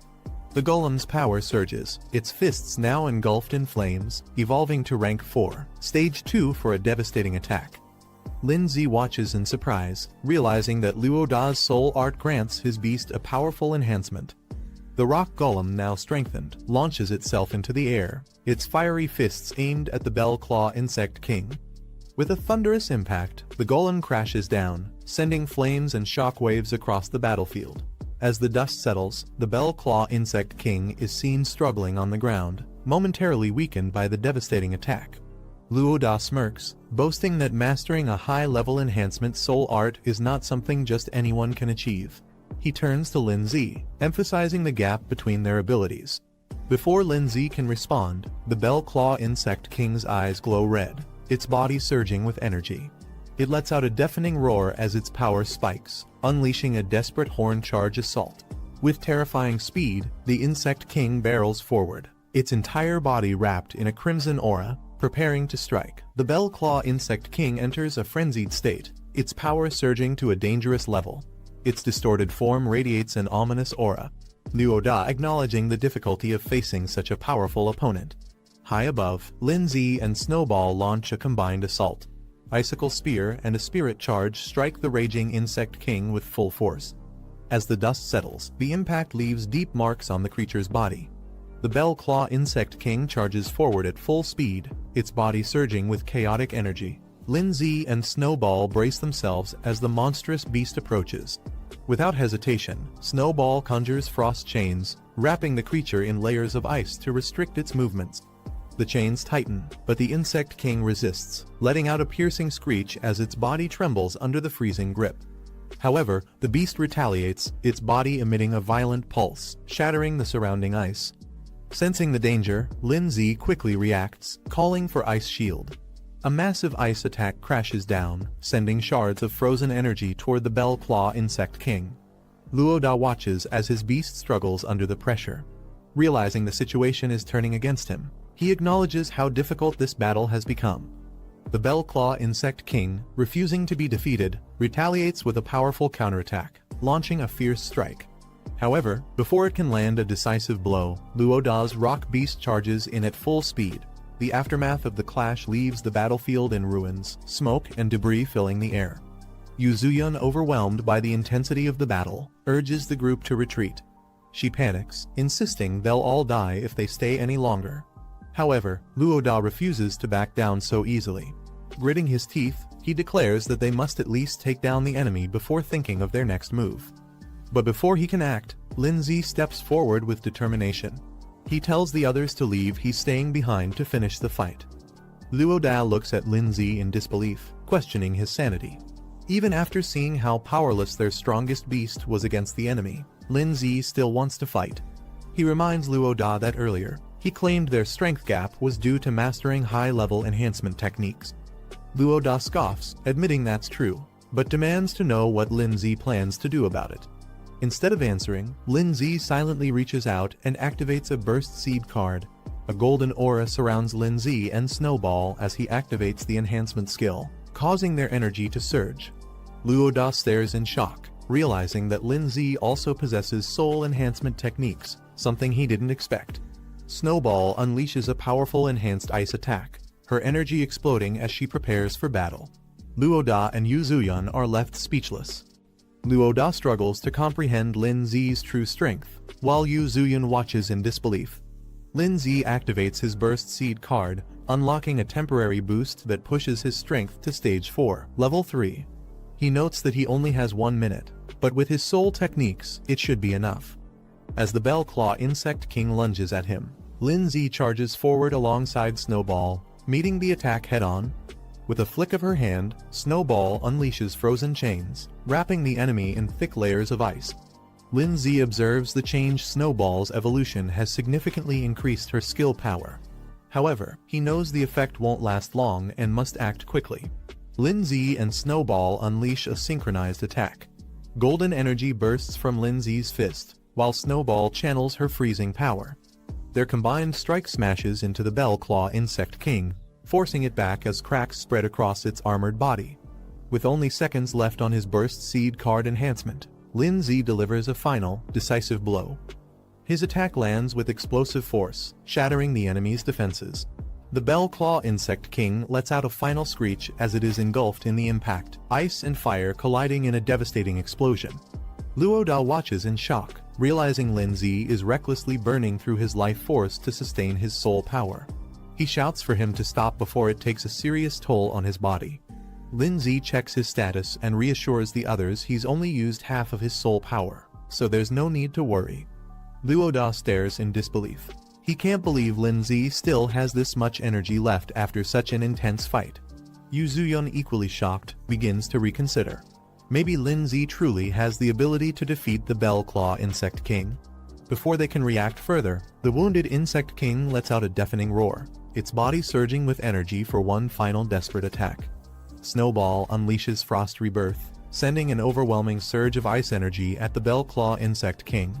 The freezing blast engulfs the creature, forcing it backward as shards of ice pierce its body.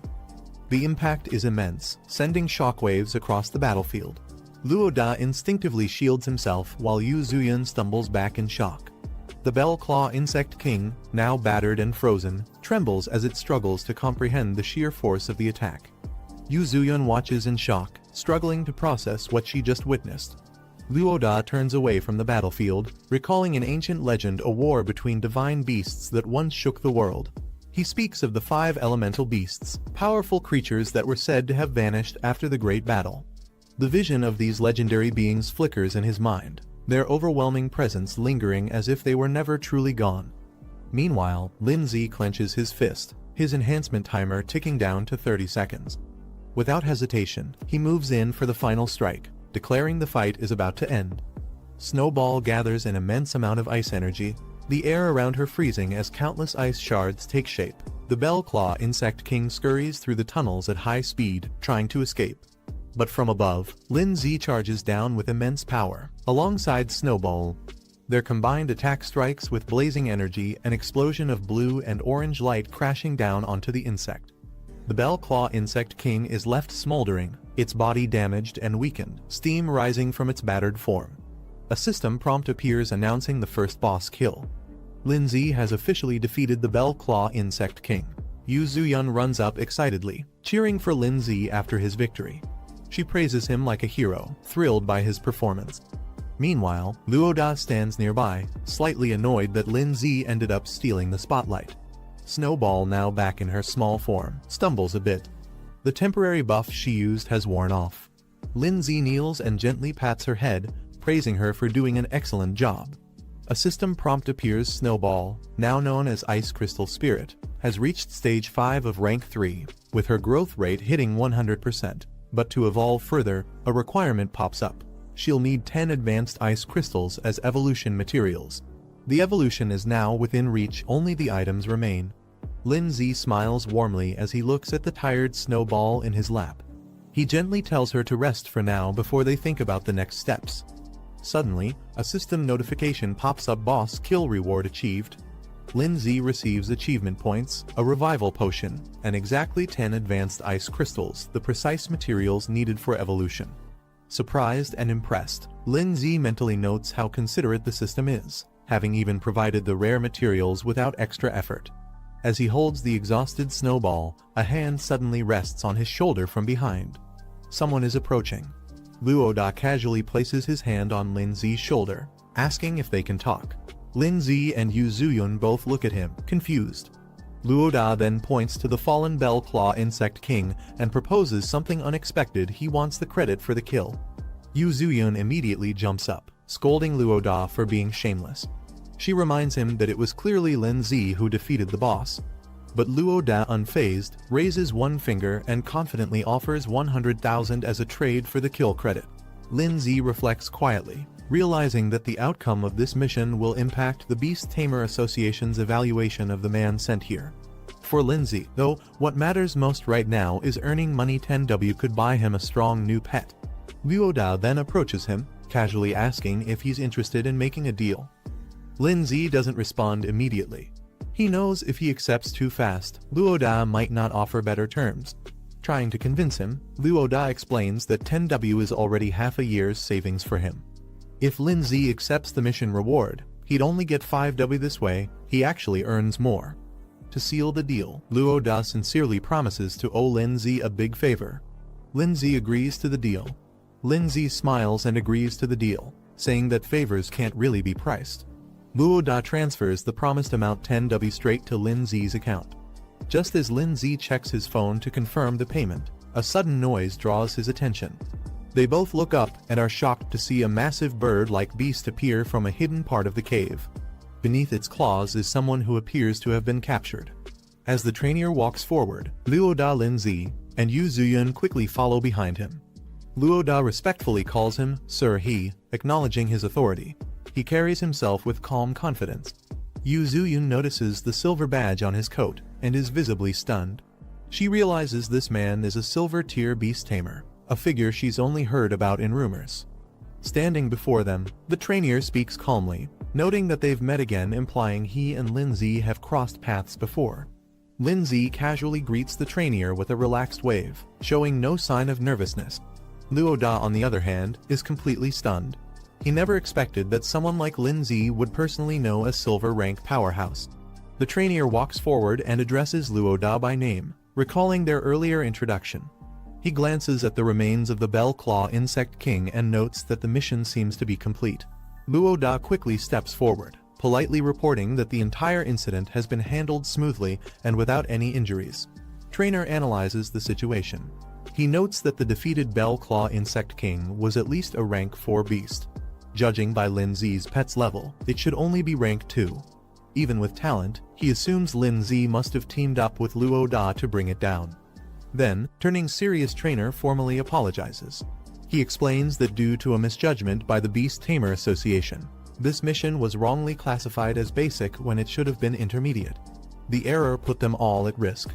He hopes Lin Zi can forgive the association and assures him that their trust in Beast Tamers matters. Lin Zi, calm as ever, says it's fine. He adds that Luoda did a great job keeping everyone safe. Luoda, hearing the praise, scratches his head with a shy smile, pretending to be humble while clearly enjoying the compliment. Yu Zuyun, watching from the side, quietly admires how smooth and composed Lin Zi is during conversations. She thinks to herself, this must be what high emotional intelligence looks like.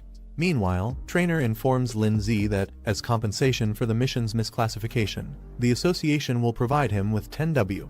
In return, they'll also be taking the monster's corpse back for research. Hearing that, Luoda is amazed. He thinks to himself that Lin Zi really came out of this with a massive profit. Lin Zi politely accepts the compensation, saying he won't argue with their generosity. In his mind, though, he notes that this isn't just compensation, it's also recognition of his strength. Lin Zi smiles slightly, understanding that the 10W given by the Beast Tamer Association isn't just compensation, it's also a gesture to keep things quiet and show goodwill. Refusing it might only create complications later. Meanwhile, trainer silently observes Lin Zi's behavior. He notes that Lin Zi hasn't even acquired a second pet beast yet, which clearly means he needs money urgently. To trainer, this payout is more than a reward, it's an investment. He transfers the amount to Lin Zi's account and tells him to make good use of it. He also reassures Lin Zi that if he ever needs help again, the association will support him. Trainer then approaches the remains of the Bell Claw Insect King, casually lifts it, and with a nod, says he'll take his leave. Lin Zi watches him go, thoughtful but composed. Suddenly, Lin Zi's expression changes. His reaction leaves him momentarily stunned. Later, the team exits the cave and steps into the open. Luo Da, in high spirits, teases Lin Zi about making a huge profit 20W in one day. Lin Zi smiles and adds that he didn't just earn money, he also gained a valuable favor. Luo Da laughs and reassures him, saying not to worry. He promises that he won't forget this help and that they'll definitely meet again in the future. Watching him leave, Yu Zuyun smiles and thinks to herself meeting two powerful people in one day wasn't a waste of time at all. Looking at Lin Zi, she says she'll work hard to become stronger too. Once she reaches his level, she hopes they'll have the chance to team up again. Lin Zi smiles gently and encourages her to keep going, promising that they'll definitely get that chance in the future. Lin Zi walks through the city, thinking to himself that with his current budget, he might be able to afford a B-rank pet beast. He arrives at a sleek pet shop where a shop assistant greets him warmly and asks if she can help. He tells her he's looking to buy a pet beast. She gestures for him to follow her. They walk upstairs into a display area filled with various pet beasts in glass cases. She informs him that all the available options are here, ready for selection. The assistant politely tells Lin Zi to take his time browsing. Lin Zi walks through the display, observing the pet beasts. He figures out that in a regular store like this, B-rank pets are probably the highest tier options available. As he examines the beasts, some stand out like a skeletal creature, and a mushroom-type pet, both marked as B-rank with basic evolutionary paths. Then he spots a small fiery spirit beast. Lin Zi instantly reacts this one has a hidden evolution route. But even with that, he notes that it doesn't come close to the potential of Snowball's evolved form, the Ice Queen who belongs to a completely different league. The assistant praises Lin Zi's sharp eye for spotting the rare flame spirit. She explains that although it's a B-rank pet, it's considered top tier among its grade and is priced at 160,000. Lin Zi is surprised by the cost. She adds that the price also includes materials needed for its evolution, trying to sweeten the deal.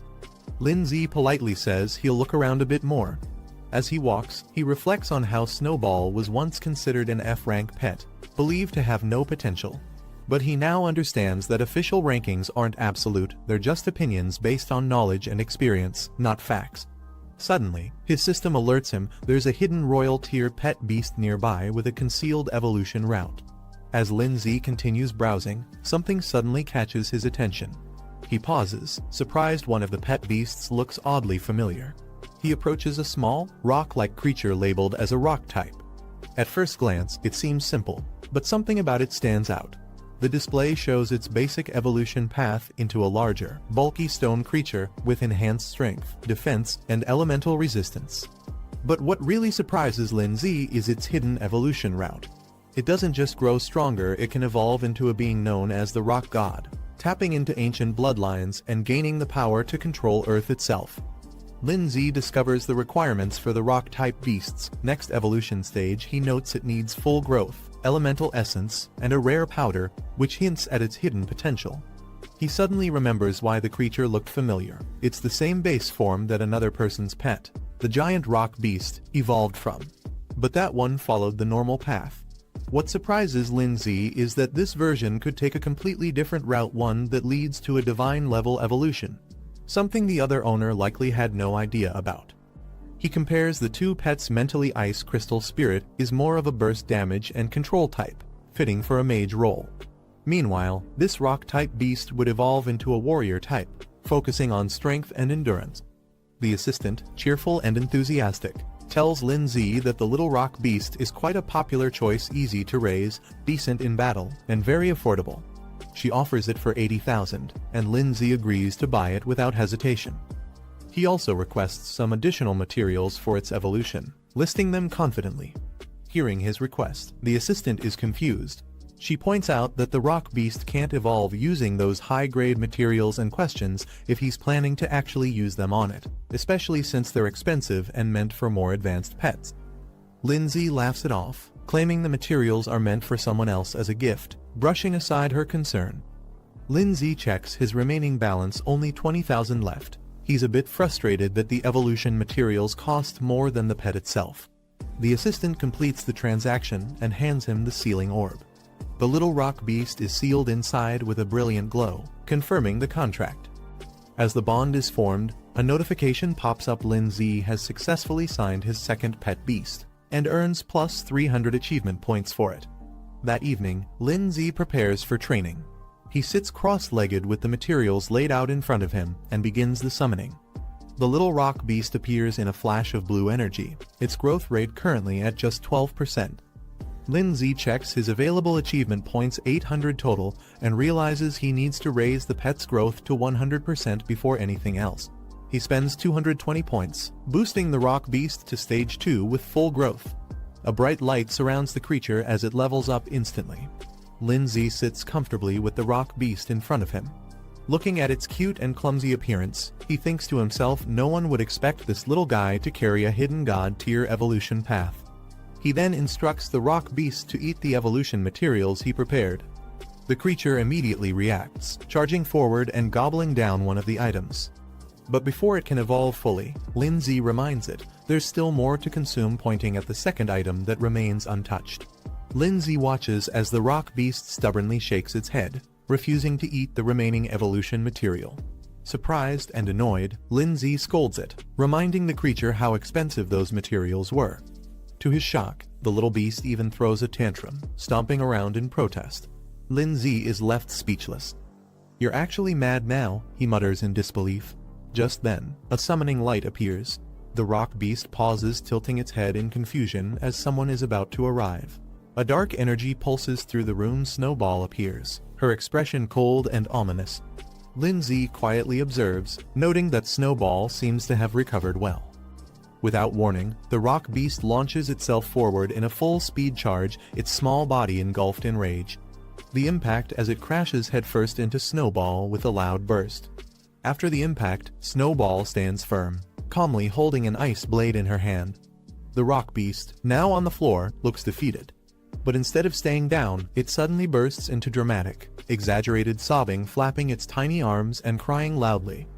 Lindsay watches the whole thing unfold and rubs his forehead in disbelief. He can't help but sigh at how overly his new pet is. Snowball stands with arms crossed, staring down the trembling rock beast. Her presence alone is enough to make it nervous and retreat slightly in fear. The rock beast, overwhelmed, starts shaking and lets out a puff of smoke, panicking under the pressure. Suddenly, a screen flashes. Snowball's growth rate reaches its peak, signaling a major breakthrough. Just then, Lindsay appears surrounded by a sinister red aura. His presence shifts dramatically, and the atmosphere becomes heavy. The red aura around Lindsay intensifies, bursting out in a violent surge of energy. Moments later, a new rock stands where the energy burst rock beast has evolved into a terrifying armored warrior form. Its entire body is clad in jagged, dark stone, exuding raw strength. A system panel flashes, confirming its evolution. The rock beast has now reached stage 9 of rank 2. It possesses several new skills and even greater potential, requiring 100% growth and rare earth elemental materials for its next divine evolution. Lindsay casually mentions that the evolution of rock beast into this form was something they clearly didn't see coming. The evolved rock beast glares intensely, its red eyes glowing beneath the armored helmet. Lindsay turns in surprise, sensing the sudden danger, but before he can react, the ground erupts beneath him. Rock beast has launched a powerful ground spike attack straight at him. As the spikes rush forward, Snowball reacts instantly, dashing through the air to intercept the attack, aiming to protect Lindsay before the strike lands. Rock beast charges forward with a brutal punch, aiming to crush everything in its path. A massive cloud of frost and mist explodes out as Snowball counters the attack. The sudden defense catches rock beast off guard. Its expression shifts from rage to confusion. Snowball emerges with a solid block of ice, her ice shield firmly raised to block the blow, standing her ground with calm determination. Rock beast glares at Lindsay, frustrated that its attack was blocked. Lynn, startled, reacts as the beast's presence overwhelms the room. A system alert appears. Snowball now meets the conditions for evolution. Lindsay steps up with confidence, ready to show who's really in control. He activates the evolution, using 10 high-level ice materials. Bright light surrounds Snowball as the transformation begins. In the next moment, her silhouette shifts, her body surges with power, glowing with icy blue energy. Rock beast tries to brace itself, but it's too late. An icy blast crashes through the room, forcing it on the defensive. A notification appears. Snowball's evolution has succeeded. From the mist, her new form is revealed, no longer the small frost spirit, She now stands tall and elegant as the Snow Lady, surrounded by swirling frost and glowing blue energy. Another system screen outlines her new abilities: upgraded ice blade attacks, improved reflective shields, and a devastating storm that enhances the extreme cold domain, turning it into a full-blown blizzard. As the newly evolved Snow Lady steps forward, Lin-Z observes with excitement. Not only has she evolved, but her abilities have upgraded too. Facing her intimidating presence, Rock Beast hesitates, its stance weakens, and for the first time. Suddenly, sharp ice spikes rise up from beneath, catching Rock Beast off guard. Lin-Z calmly gives the command, calling out Snow Ladies. Snow Lady unleashes a barrage of sharp icicles from above, raining them down on Rock Beast. Caught off guard, it stares up in shock, unable to react in time. Moments later, Rock Beast is on the ground, completely overwhelmed. Snow Lady stands tall. Lin-Z walks over serious. He reminds Rock Beast of their contract: if it's going to stay under his command, obedience is non-negotiable. As he gives a final warning, if Rock Beast continues to act out of line, he won't hesitate to destroy it. Rock Beast trembles as Lin-Z steps forward, asking firmly whether it will finally submit. With pressure still looming from the icicles above, Rock Beast quickly bows its head in agreement. But Lin-Z doesn't let it off easily. He warns that next time, there won't be any second chances. Under the cold rain of icicles, Rock Beast gulps, completely intimidated.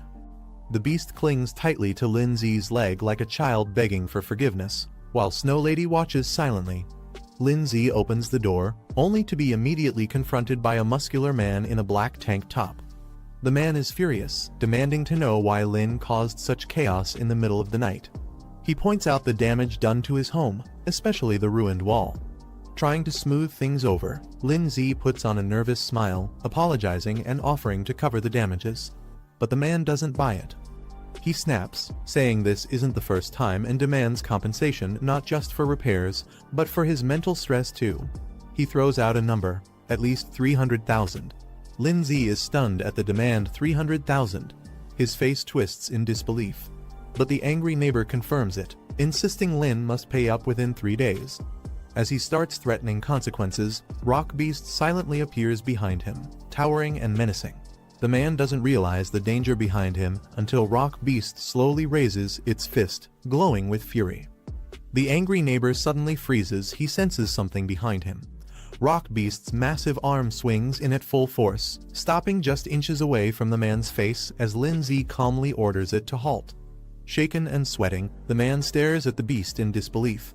He stammers, asking if this terrifying creature is Lin-Z's pet. He bows his head and quickly apologizes, trying to play it off as a misunderstanding. Rock Beast glares silently at the neighbor, its glowing red eyes narrowing with threat. Shaking, the angry neighbor quickly backs down, waving his hands nervously. He mutters that there's no need for compensation anymore, it's all a misunderstanding. Lin-Z simply smiles. He reassures the man that it's no big deal, as long as they don't fuss over small things. Later that night, Lin-Z sleeps peacefully in bed. Snowball, now in her evolved ice crystal spirit form, lies beside him. Nearby, Rock Beast sits on the floor. Morning light shines through the windows, and the city awakens.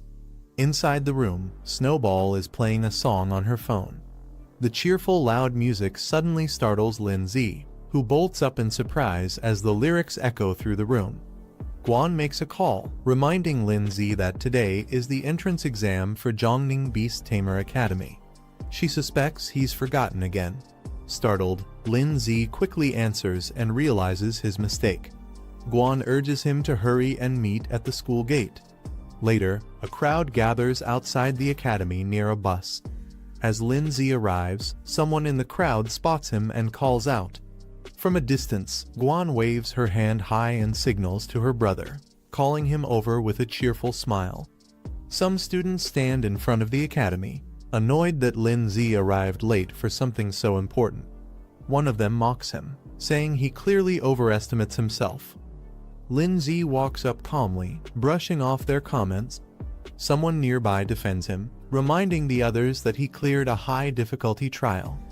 Moments later, his teacher, furious, slaps Lin-Z for being late again. She accuses him of oversleeping. Lindsay laughs it off, saying he's just been really tired lately and tries to play it cool despite the scolding. The teacher questions Lindsay about whether he's been seriously training his soul arts. She seems strict but concerned. Guan, watching from a distance, notices the interaction and feels a bit confused seeing them talk. The teacher then gathers all the students and begins addressing them formally. She reminds them that they're top students from Pinghai No. 1 high school, and this entrance test will be even more challenging. She encourages everyone to do their best, saying she'll be waiting for their good news. The students cheer together, full of excitement and energy as they prepare to depart. The mood is uplifting as everyone raises their hands in encouragement. Back in a quiet moment, the teacher looks at Lindsay with high expectations, silently hoping he can become a shining example for their school. The bus begins its journey through winding mountain roads.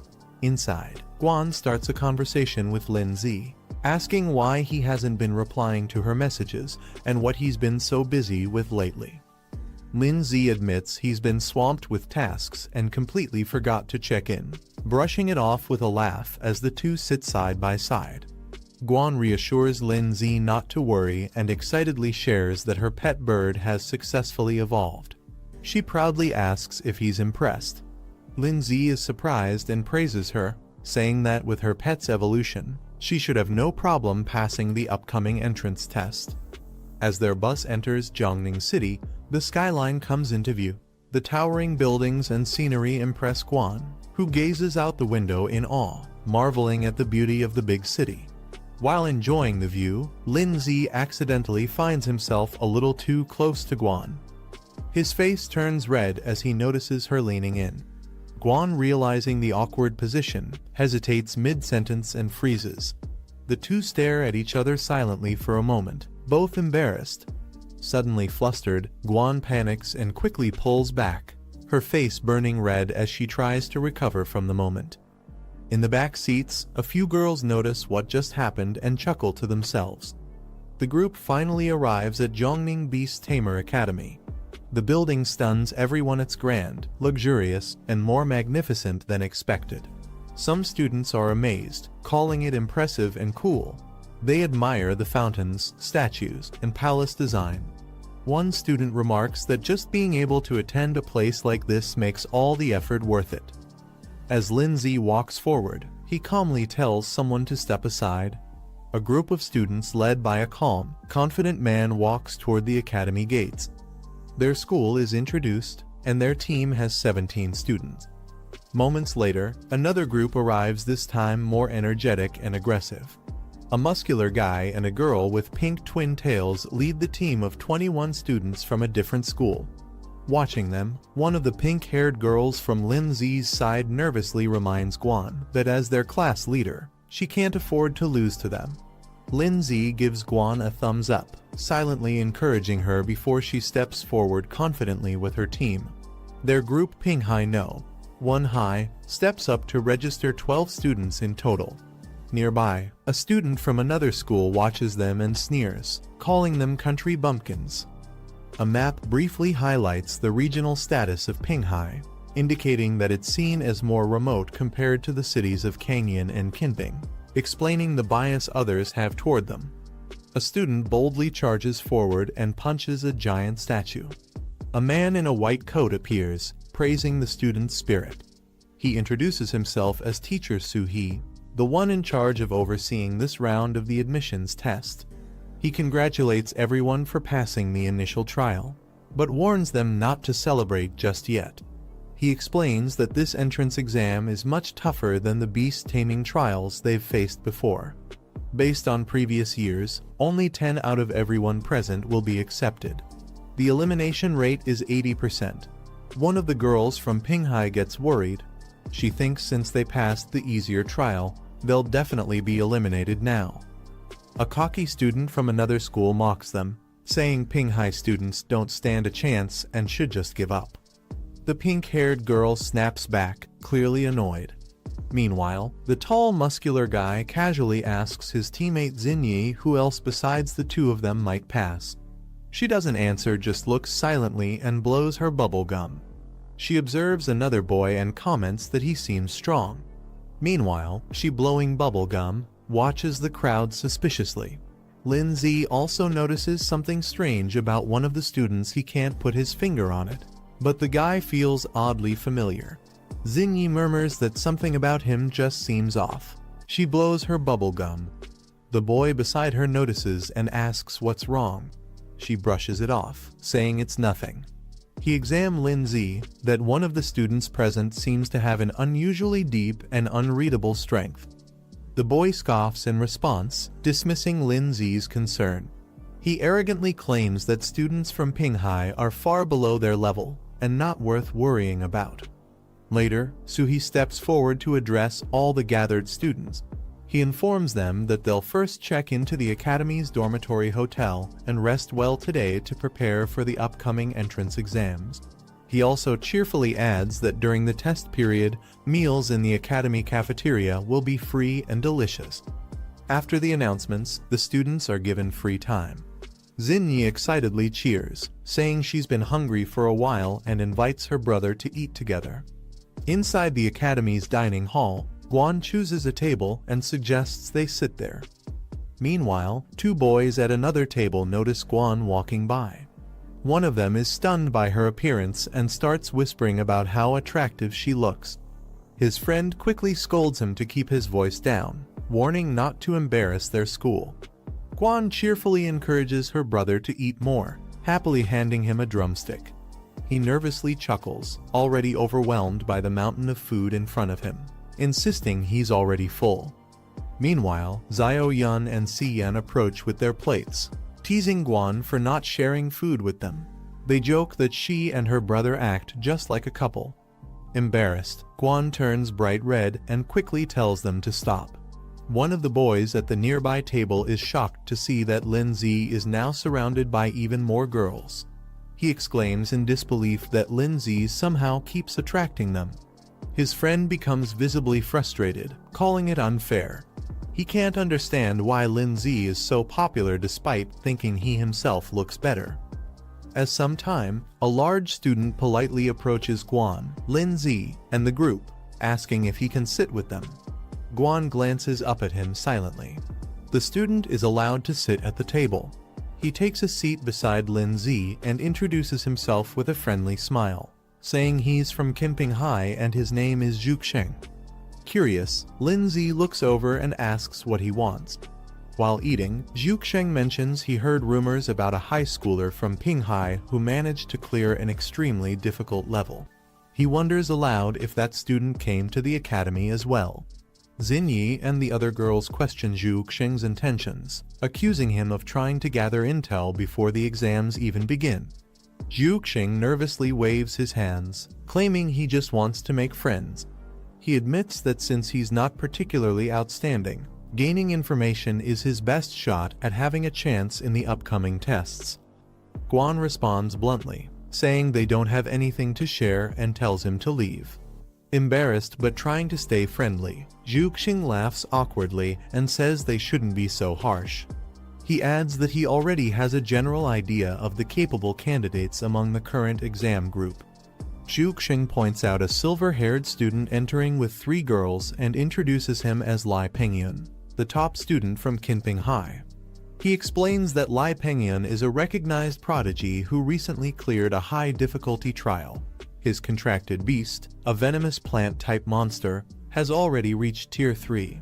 Hearing this shocks Xinyi and her friend. They're stunned that a high schooler could own a Tier 3 pet beast.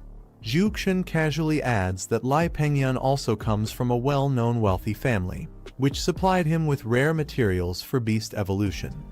The girls quietly admit there's no way their Tier 1 pets could compare to someone like him.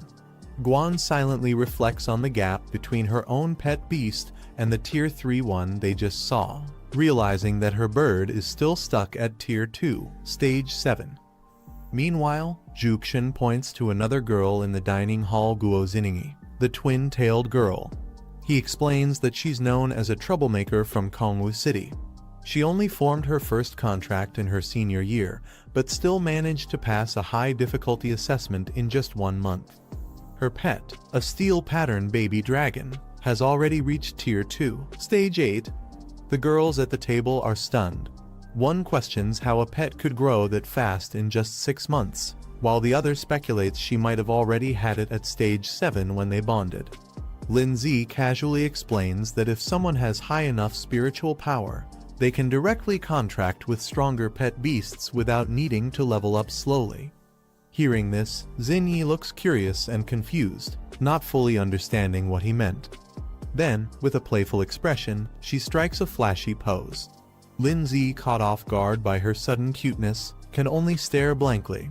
Zhuxian continues, mentioning that there's another top student from Kangwu City named Tan Yang, who is partnered with a rare dual-attribute pet.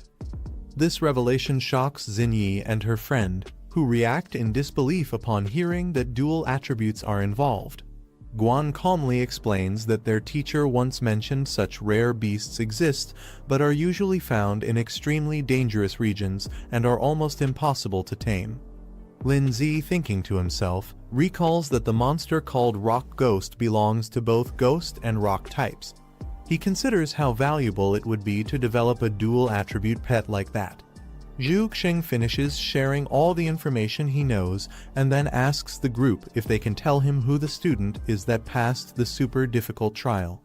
Xingyi excitedly begins to respond, pointing playfully as if to reveal something important.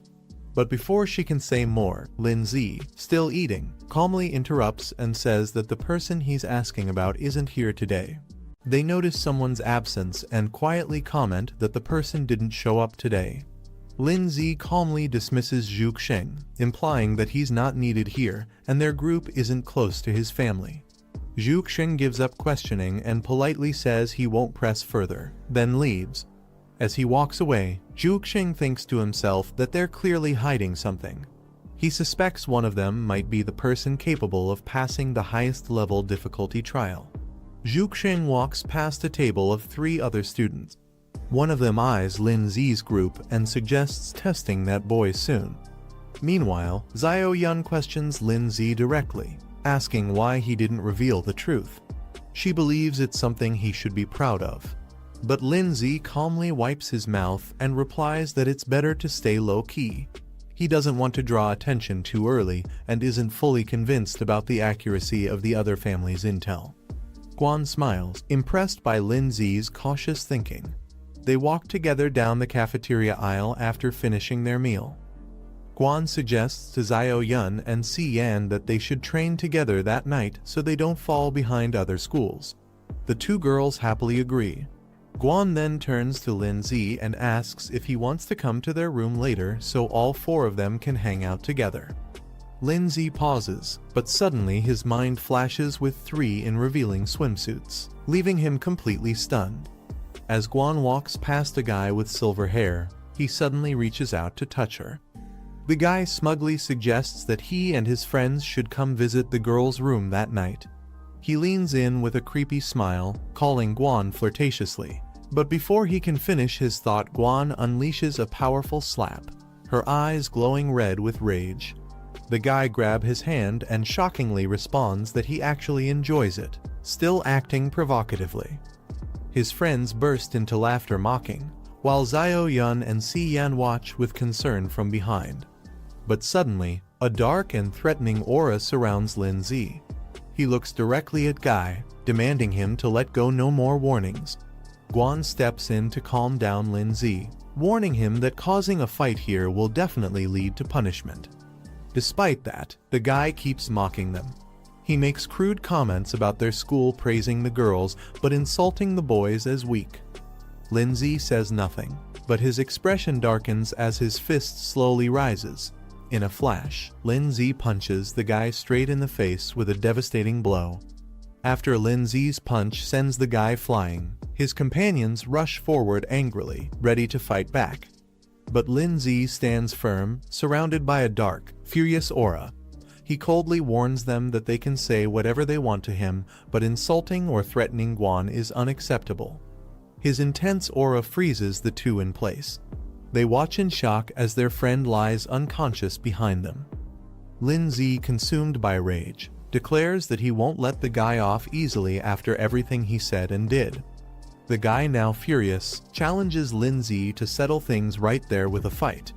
Just as he's about to attack, someone suddenly grabs his arm to stop him.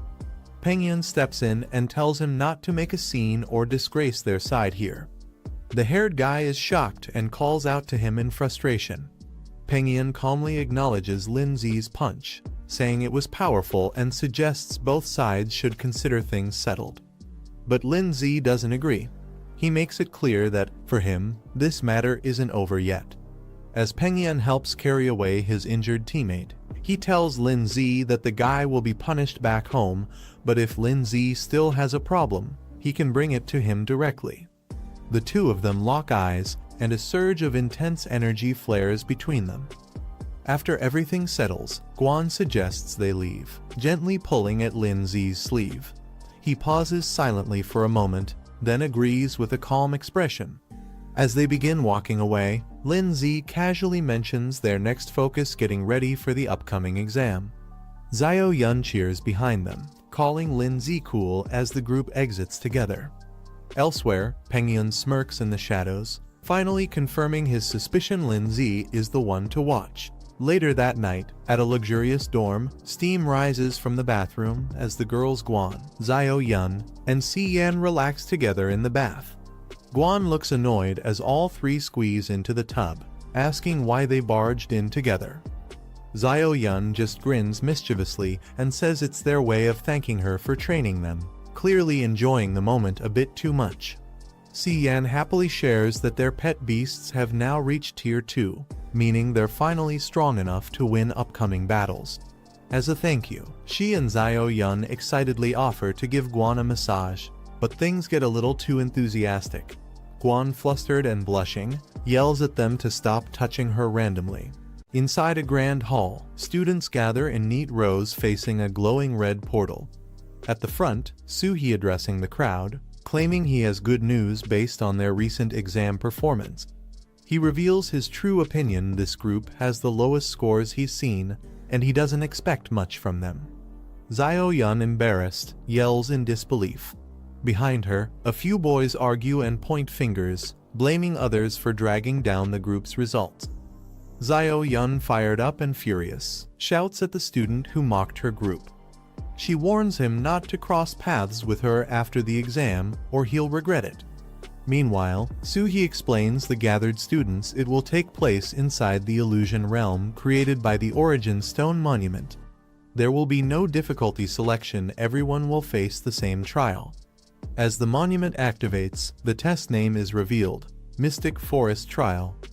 The surface of the crystal lights up, showing a vibrant, dangerous forest filled with magical creatures and traps. Inside the illusionary mystic forest, dangerous beasts with glowing eyes roam, ready to attack anything that enters their territory. Suhi explains the exam rules. Each participant will receive a point tracker, and their score will increase based on the beasts they defeat. He then outlines the scoring system. Defeating a level 1 beast earns 10 points, a level 2 beast grants 20 points, and a level 3 beast gives 40 points. However, Suhi warns them the forest is brutal. If their pet or the student themselves is eliminated, they'll be considered disqualified. He adds that in the forest center, there's a ranking monument displaying the top 10 players' scores and their current locations, making them both targets and competitors. As students process the exam details, some begin to panic. One of them voices concern about the presence of level 3 beasts, worrying they'll be instantly eliminated if encountered. Suhi continues the announcement. The exam will last 4 hours, and at the end, only the top 10 scorers will be selected based on points. Suddenly, Lai Pengyun raises his hand and asks a sharp question: can they only hunt beasts to earn points? Suhi grins darkly and praises the question. Then, he reveals the twist. Defeating other participants is allowed, and if they do, they'll inherit all of their opponent's points. The students react in outrage. Many can't believe such brutal rules are allowed. Some argue that it encourages betrayal among classmates. One student proposes forming a group to eliminate competitors from other schools to secure a top spot. A boy cracks his knuckles with a smirk, excited by the chance to fight without holding back. Meanwhile, Xinyi, blowing bubble gum, observes the chaos around her calmly and with little interest. Suhi silences the crowd. He tells them the real battlefield is far crueler and gives everyone the option to withdraw now if they're scared. He adds that the top-ranked student will receive the title of freshman leader, along with special privileges after enrollment. Lin Zi narrows his eyes with focus in his mind. He's eager to see who among the new students will prove themselves the strongest. A montage of standout candidates appears: Xinyi, Bai Pengyun, the muscular brawler, Lin Zi, and Guan. All of them potential contenders for the top rank. Guan, looking thoughtful, hopes to meet up with Lin Zi in the trial. Even if she can't make it to the top 10, she wants to support him however she can.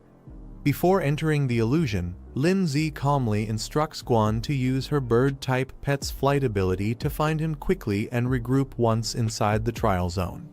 She gives a confident nod, her eyes gleaming with determination. She's ready.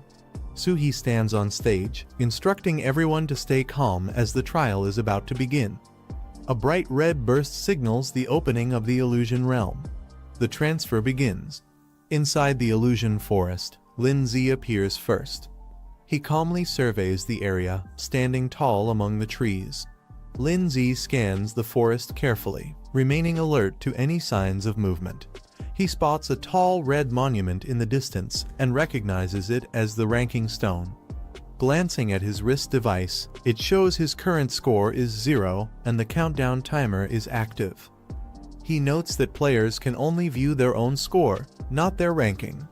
This forces everyone to eventually approach the central stone, making it the most dangerous area later on. The red pillar in the center displays the top 10 scores, but only if players actively go to update it. If someone doesn't, their location will still show. Lin Zi realizes the true goal of this exam is to pit students against each other. The one with the most strength makes the rules here. He reminds himself that it's just a game. As his spirit beasts materialize behind him, he focuses having fun is what matters most. Suddenly, a sharp object comes flying toward him. Two-headed snakes rush at Lin Zi, but a glowing barrier blocks them. Lin Zi stays calm, barely reacting. He notes the barrier consumes little soul power, so he keeps it active as a precaution. Suddenly, Rock Ghost slams into the ground, summoned by Lin Zi. Lin Zi decides to observe the golem's performance without revealing his own strength. He wants to test the creature's dual attribute potential. The rock ghost stares down the retreating two-headed snake, which backs away in fear. Lin Zi tells it to stop chasing, explaining the low-tier beasts aren't worth the effort due to low points. The rock ghost clenches its fists, excited by Lin Zi's suggestion to find tougher enemies to fight. Lin Zi remains calm, but quietly worries whether Guan Ning will be able to locate him smoothly. A fiery centipede lies defeated behind Guan Ning, who looks up with hope that everything goes smoothly. She checks her watch. 30 points, time remaining, 3 hours 45 minutes. She lets out a relieved breath. Pointing ahead, Guan Ning commands her flaming bird, "Go, flame bird," and it takes flight. The flame bird soars through the sky, heading toward the red stone pillar. Guan Ning clutches her hand to her chest. Her eyes look around as she quietly mutters, "Lin Zi, where are you?" Guan Flame Bird glides high above the trees, scanning from the sky. Through her glowing eyes, Guan sees what the bird sees. Her vision locks onto the landscape ahead. Elsewhere in the forest, a student's small beast clashes with a massive red snail in a heated fight. Another student flees in panic as a weird frog-flying creature lunges at him from behind. A group of strange monkey beasts clap and cheer wildly, possibly having just evaded the flame bird's pursuit. The flame bird returns to Guan, who realizes her pet can't stay too far from her for long. Guan determines her only option is to try her luck near the stone monument. She believes Lin Zi is strong enough to reach the top 10 and might show up on the ranking list. Without hesitation, she mounts a large yellow bird and launches into the sky. She jumps off the yellow ostrich mount mid-run. The bird runs off in a panic as she launches a surprise strike. Based on memory, she recalls this golden-back ostrich to be around rank 2, stage 5. Her flame bird swoops down in a blazing dive, burning through the sky with overwhelming power. She's confident it can win easily. The ostrich is engulfed in flames and collapses instantly. Guanning notes that she just earned 20 points with no effort. Just as the flaming ostrich falls, a boomerang crashes in, striking it down before it lands. Guan is startled. She looks around in shock, questioning who launched the attack and stole her kill. A large hand grabs the returning boomerang effortlessly. Standing confidently is a muscular beast man named Otto the Wildman, a humanoid pet beast of rank 2, stage 4. The guy watches smugly from behind. The guy grins as he smugly greets Guan, remarking on their fated reunion. She angrily confronts him for stealing her kill, but he just shrugs it off, saying there are no rules against it. He enthusiastically orders his pet Otto to attack, shouting for him to crush her flaming bird. Otto launches into the air with immense power, about to strike down with brute force. Guan shouts urgently, warning her flaming bird to dodge the incoming attack. A golden boomerang hurtles through the air, aimed directly at her. Guan realizes too late that it's targeting her, not the bird. The impact knocks her off her feet, leaving her vulnerable and dazed. The guy grabs her from behind and mocks her with a sinister smile, saying she won't be able to command her bird anymore now. He smugly explains how humanoid-type beasts like his have high intelligence, allowing them to act independently while his commands are just suggestions. His beast grabs Guanning flaming bird tightly, restraining it completely. The guy creepily whispers to Guanning, enjoying her helpless state before she gets eliminated. On the other side of Lindsay, he checks his wrist display. His current score is 40 points, and 3 hours 28 minutes remain in the exam. Rock Ghost silently finishes off another beast and tosses the body aside, while Lindsay calmly walks ahead without turning back. He casually checks his wrist tracker again as he hears strange sounds from deeper in the forest. A strange-looking creature called Big Belly Beast appears. It's a round, heavy-looking beast being led by a player. He spots them and smirks, thinking this will be an easy score. Zhu Xing checks his wrist tracker, revealing he already has 60 points. He advises himself not to get too relaxed. He suddenly notices the arrival of Lindsay. Recognizing him, he mentions they've met in the cafeteria before. Lindsay smiles calmly, thinking to himself that this guy probably doesn't know his identity. Since he seems informed, he could be useful. Rock Ghost stands proudly, drawing Lindsay awe. He wonders if it's a rare beast since he's never seen one like it before. Zhu Xing watches from a distance, assuming Lindsay isn't the same Lindsay who passed the advanced trial. He believes Lin uses an ice-type beast, unlike the golem beside him. Lindsay smiles and humbly claims his beast is nothing special, just a basic D-rank pet that reached level 2. Zhu Xing proudly presents his unusual and rare monster, a mutated beast that has already reached level 2, stage 7. Zhu Xing boasts further, offering to let Lindsay follow him and earn points together. He promises that if Lin listens to him, he'll easily get into the top 10. Lindsay excitedly celebrates, thinking he's finally found a teammate to rely on. However, Zhu Xing secretly grins, thinking Lindsay is a fool. He plans to use Lin's strength and then betray him once he's no longer useful. Guanning reaches out to grab the guy. She flips the guy over her shoulder in a surprise move, slamming him to the ground with a loud thud. The guy, humiliated, curses in frustration after being slammed down. His eyes widen in shock. Guanning, now calm but deadly serious, reminds him that last time her brother held back, this time she won't. As she declares, "Demon eyes," pink and black flames erupt around her. The beast turns its head in shock as demonic pink-purple flames suddenly ignite beside it, leaving it stunned. From within the flames, a dark-horned bird emerges, eyes glowing and body wrapped in ominous smoke, descending like a demon from the sky. The flame bird swoops down with blazing pink flames. Otto panics as flame bird surrounds him, his face filled with fear. Terrified, Otto turns and runs away, ignoring his master's desperate call to return. Standing on top of Guy, Guoning mocks him, remarking how having a pet with its own will isn't always a good thing. Lying on the ground, the guy smirks and arrogantly makes a final remark, pointing at himself mockingly. He is abruptly silenced by a powerful strike that sends him flying. Guoning stands over his unconscious body and notices her score has increased to 70, confirming she gained points from defeating him. The ranking crystal updates, displaying the top 5 scores. Guoning is now in 4th place with 70 points. The instructor observes the leaderboard and is surprised someone already surpassed 100 points in under an hour, exceeding expectations for this batch of examinees. Pengyun is walking toward the battlefield through the glowing portal.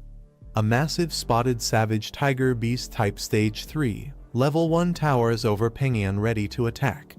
His pet, poison vine demon plant type stage 3, level 3 appears nearby, indicating a high-level threat zone. The spotted savage tiger suddenly charges forward with ferocity, aiming straight for Pengyun. Poison vine demon eyes glowing as he alert. With a sudden burst, the poison vine demon launches its vines, piercing into the tiger's body and pinning it to the ground. The tiger is forcefully slammed away, overwhelmed by the power of the vine-based monster. The spotted savage tiger tries to resist, its face twisted in rage as vines continue to entangle its mouth. Despite the struggle, the tiger collapses in front of Pengyun. He calmly tells the poison vine demon to stop playing and prepare to hunt the next target. The savage tiger's eye widens in shock. A sudden burst of green vines pierces through its body with brutal force, splattering blood. The poison vine demon stands atop the lifeless tiger. The vines retract slowly from the corpse, twitching with eerie energy as they pull free. The poison vine demon towers over the lifeless tiger. As the vines retract, the tiger's body collapses to the ground. Pengyun casually checks his wristband. His score now reads 210. With a smug expression, he declares himself the rightful ruler of this new generation. He spots a tall red monument in the distance and recognizes it as the ranking stone. A new leaderboard is displayed near the glowing red monument. Kai Pengyun now holds the top spot with 210 points. Guo Xingyi follows in second, while others fall in line. The timer shows 2 hours and 39 minutes remaining. The man smirks, confirming that Guo Xingyi has reached second place just as expected. He questions her strategy. She's been helping him gain all the points while remaining at 0 herself. He wonders if she really doesn't mind. Guo Xingyi calmly asks, "So, who should we start with?" The man looks at the leaderboard, remarking that it's still too early to challenge Kai Pengyun, who leads with 210 points. He notes that Lu Gang, another participant, is from their school. He narrows his focus to a new target, Guanming, currently ranked 4th. Guo Xingyi recalls someone named Lin Zi, once praised as a genius, but she doesn't see his name on the leaderboard. She scoffs at the thought. They conclude that many on the list likely used cheap tactics to climb. The girl notes that Guanning is nearby, and they decide to move toward him. Guanning points toward the east, deciding the direction to proceed. The flame bird lands as she follows behind. She calculates 2 monster targets. Nearby on the left is a wind cutter mantis, and on the right, a man-eating flower. She's evaluating which one to take on next. She looks determined, wondering where Lin Zi is and deciding which direction she must take to find him. Meanwhile, Lin Zi walks calmly through the forest alongside Andre. They encounter a new enemy, a creature labeled as Withered Vine Beast, ranked 2 ND tier, level 4. Andre cheerfully tells Lin Zi to handle the beast first and promises to assist shortly. He smirks to himself, planning to swoop in and steal the kill after the creature is nearly defeated so he can claim the points. The rock beast launches a powerful strike toward the withered vine beast. The enemy is swiftly eliminated, signaled by a red icon showing its defeat. Rock beast remains silent, staring at the defeated enemy while Lin Zi watches calmly in the background. Andre stands silently and stunned by what just happened. Suddenly, his face twists in shock as he realizes the armored creature killed the enemy instantly before he could even act. The screen shows a countdown timer with just 2 hours and 20 minutes remaining. The leaderboard reveals the top participants. Lindsay is shown in 9th place with 120 points, a sharp rise from his previous position. A total of 17 participants have already completed the challenge. The instructor observes the screen, surprised by Lindsay's rapid progress, jumping from rank 33 to rank 9 in under 2 hours. He recalls rumors about Lindsay being from a family known for overcoming high-difficulty trials. He realizes the reason behind their success. Lindsay and Zhu Xing are working together as a team. As they walk through the forest, Zhu Xing complains that Lindsay and his pet, Rock Beast, keep eliminating enemies too quickly. Zhu Xing asks to be given a chance to fight at least one. Lindsay simply apologizes, showing no intention of slowing down. He explains that since the graduation exam affects their school advancement, he always commands Rock Beast to go all out in battle. Then, turning casually to Zhu Xing, he offers to let him handle the next one if he wants points too. Annoyed, he grits his teeth, thinking Lindsay is getting too full of himself. He plans to take Lindsay down in the next fight and steal all his points. Suddenly, a warning appears on the screen. A dangerous elite beast has appeared in the area. Lindsay looks at the alert and wonders if defeating a rare ranked beast might offer more points, showing interest in maximizing his score. From the bushes, a golden glow starts to emerge, accompanied by a rustling sound. The group moves closer and discovers a massive golden tree. Lindsay, Zhu Xing, Big Mouth, and Rock Beast all stand in awe at the sight. Zhu Xing exclaims in shock, "It's a golden tree, something extremely rare." He guesses it must be a special bonus reward for those who find it. Without warning, 2 thick golden roots erupt from the ground.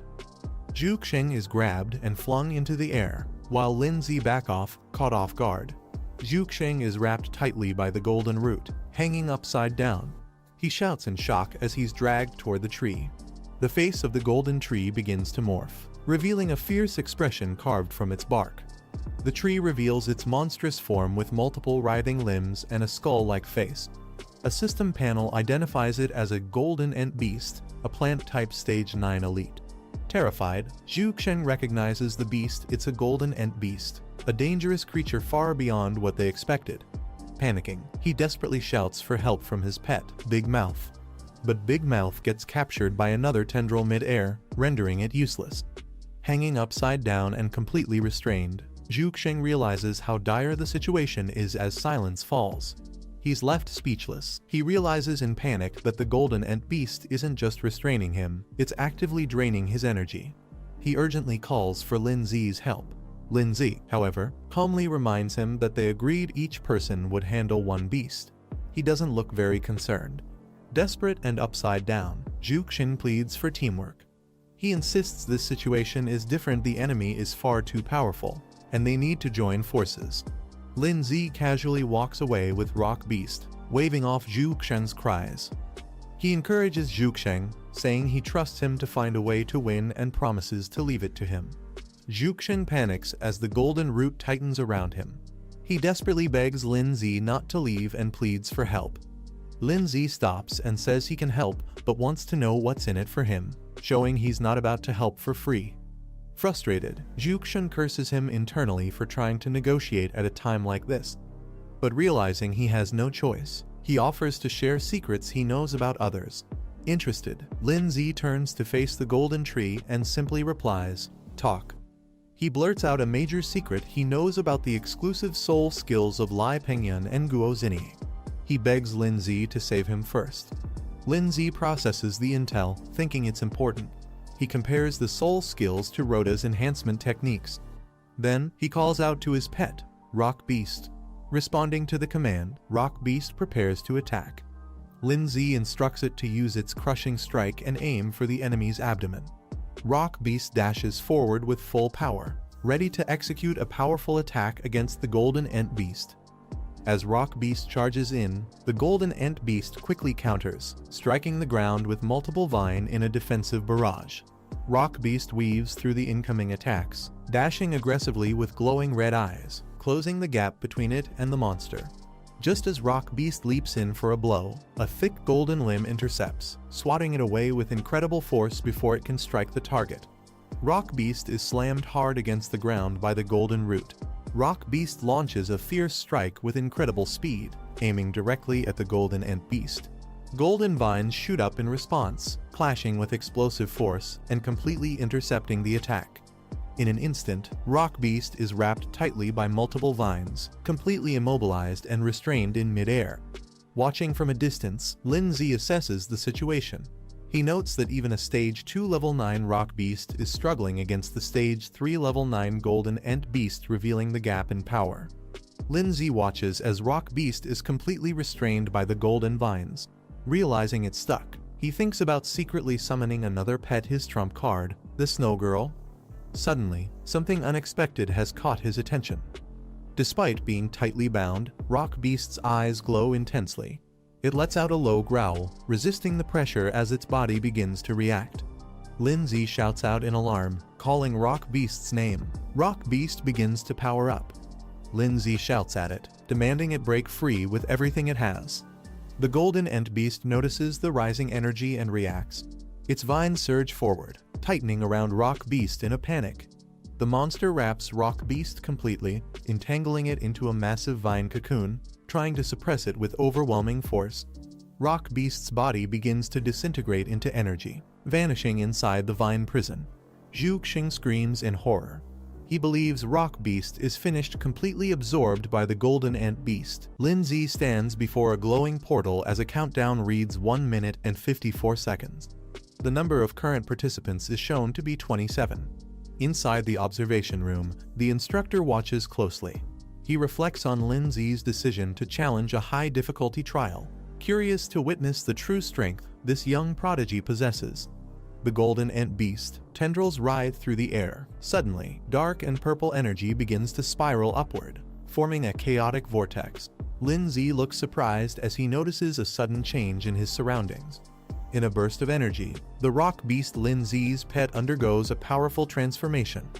Now enveloped in glowing blue energy, its form becomes humanoid and shadowy, radiating strength.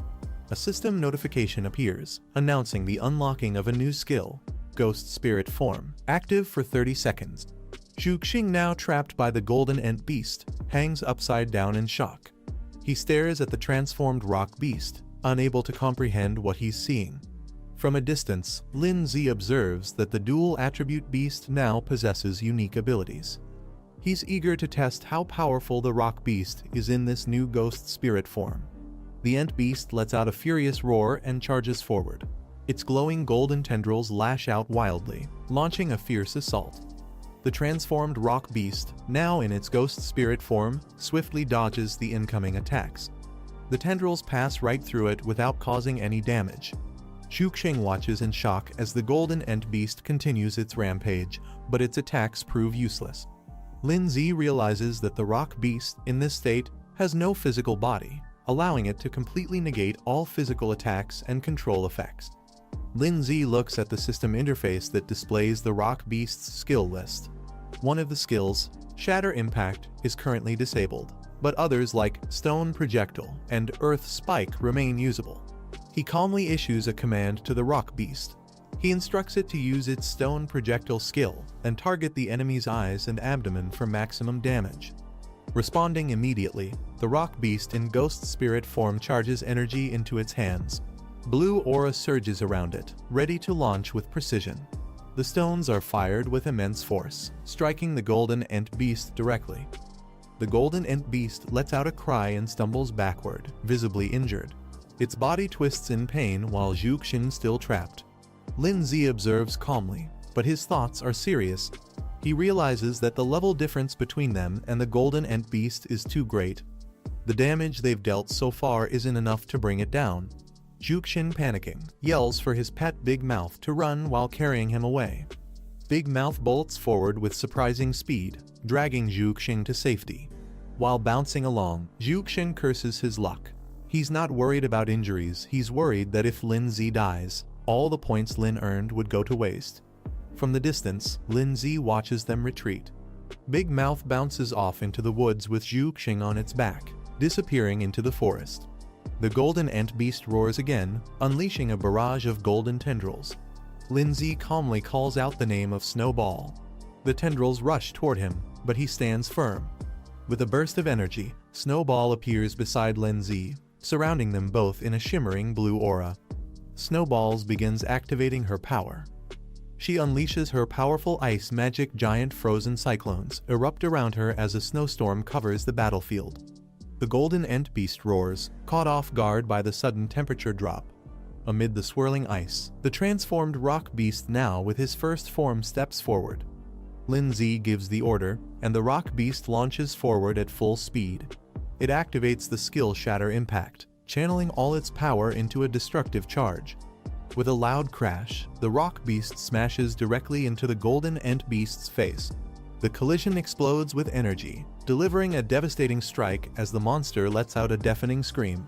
Snowball prepares wave of ice magic, her pink eyes glowing as she channels her frost energy. She raises her hand, summoning another powerful spell to freeze the battlefield. The rock beast, still in its armored red form, hears Lindsay's command. The rock beast pierces through the frozen battlefield, its shadowy form crashing into the golden ant beast again. Lindsay steps forward with determination in his eyes. He clenches his fist and declares it's not over yet. With a final burst of strength, Lindsay launches a powerful blow directly into the golden ant beast's face. The impact explodes with golden energy, combining his force with the rock beast's assault. The battlefield falls silent as the golden ant beast collapses, shattered and defeated. Ice fragments and broken tendrils scatter across the field while Snowball and the rock beast stand victorious. A system prompt appears, confirming the golden ant beast has been eliminated. Its glowing eyes fade as the battle officially ends. Lindsay receives confirmation of the kill and the victory is sealed. The rock beast evolves to stage 3, unlocking a new advanced form of its ghost spirit mode. This new form doubles its previous power and duration, allowing it to copy Lindsay's movements and abilities for 10 seconds at the cost of 100 achievement points. Lindsay opens the reward panel and grins. He praises the usefulness of the new skill, feeling that spending achievement points on it was completely worth it. He reflects on how the rock beast's ghost spirit form boosted their combat strength by over 100%, and even managed to level up during the battle. He's thrilled by the gains. This was a massive win. The screen displays Lindsay's total score. 180 points remain, with 1 hour and 20 minutes left on the clock. The instructor watches from the headquarters, stunned by Lindsay's performance. He especially notes the appearance of Snowball, the frost-type pet. If his guess is right, she's a rare beast with incredible potential. He wonders how Lindsay was able to tame such a creature. Meanwhile, Lindsay reflects to himself. Defeating a rare stage 3 beast granted a massive 60-point bonus. He'll have to start being careful to not attract too much attention. But just as he's thinking this, he suddenly senses something strange nearby and questions what's going on. Juke-sheng and his pet Big Mouth arrive back at the battlefield, shocked to see the shattered remains of the golden ant beast. With wide eyes, Juke-sheng yells in disbelief. He can't believe that Lindsay actually managed to defeat the golden ant beast all by himself. But his confusion quickly turns to curiosity. Pointing at Snowball, who's still standing beside Lindsay, he asks who she is. He wonders if she's another examinee, and which academy she belongs to. Lindsay, caught off guard, realizes he forgot to unsummon Snowball. Internally panicking, he knows he can't keep up his low-profile act now that Juke-sheng has seen her. Juke-sheng is still stunned as he points at Snowball. He loudly wonders what's going on, assuming she must be a humanoid ice-type beast that somehow defeated the golden ant beast herself. He begins analyzing it, further questioning whether Snowball is an independent beast or someone's summoned pet. He nervously speculates that if she's a pet, then her master must be nearby and dangerously strong. Juke-sheng panics even more. Realizing she's an ice type, he wonders if her master could be the rumored Lindsay. If that's true, then Lindsay's strength is clearly far above their level, and they might be the next targets. Lindsay stands silently, unable to say anything. Watching Juke-sheng spiral into his own exaggerated assumptions, he just internally sighs, knowing things are now way off script. A system warning suddenly appears: fake summon attacking us. Snowball, facing the others, seems to be preparing for something. Lindsay and the rock beast turn their attention toward her. Snowball looks genuinely confused, tilting her head as question marks float around her. Juxin grows more anxious.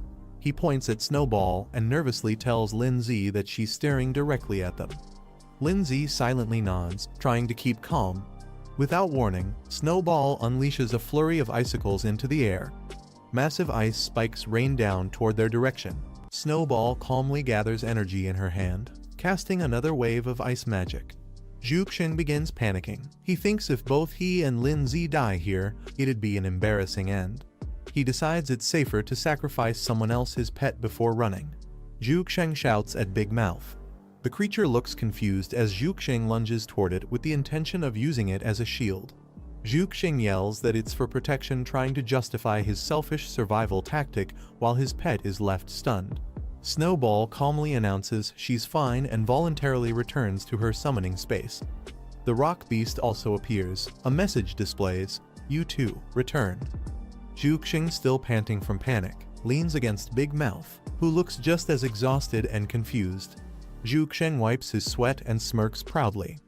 Perfect, he thinks. Not only did he survive the crisis, but he also earned points.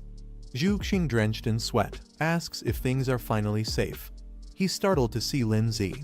Lindsay calmly rises from inside Big Mouth. Protected by a glowing barrier, he casually asks if he can come out now, revealing he's been safe the whole time. Juxin panics again, yelling at Big Mouth not to release him yet because the threat might still be behind them. Internally, he's confused. Lindsay should have been digested by now, yet he's perfectly fine. Big Mouth makes a strange sound as it struggles with something. Big Mouth suddenly spits Lindsay out, sending him tumbling onto the grass. Juxin watches in shock, trying to understand how Lindsay managed to survive inside his pet. Lindsay calmly adjusts his jacket and casually comments that maybe Big Mouth just had trouble digesting him. Juxin quickly changes tone, suggesting that if the monster had kept chasing them, they could have teamed up to defeat it together. Juxin forces a smile. Inside, he admits that this guy is actually scarier than he thought. Lindsay confirms that the enemy doesn't seem to be chasing them anymore. He then asks Juxin to finally explain what the exclusive soul technique is all about. Juxin suggests they head to the stone monument first to check if their team made it into the top 10 rankings. He agrees to explain everything along the way. While walking, Juxin explains that exclusive soul techniques are rare skills awakened by only a few exceptionally gifted beast tamers. They're unique and personalized based on one's physique and talent, not something that can be taught or learned from books. Curious, Lindsay then asks what kind of exclusive soul techniques Guozini and Lai Pengyun, two other individuals, possess, wanting to understand how his peers compare. Juxin runs excitedly toward the large red stone monument, eager to check the latest rankings. The ranking list lights up.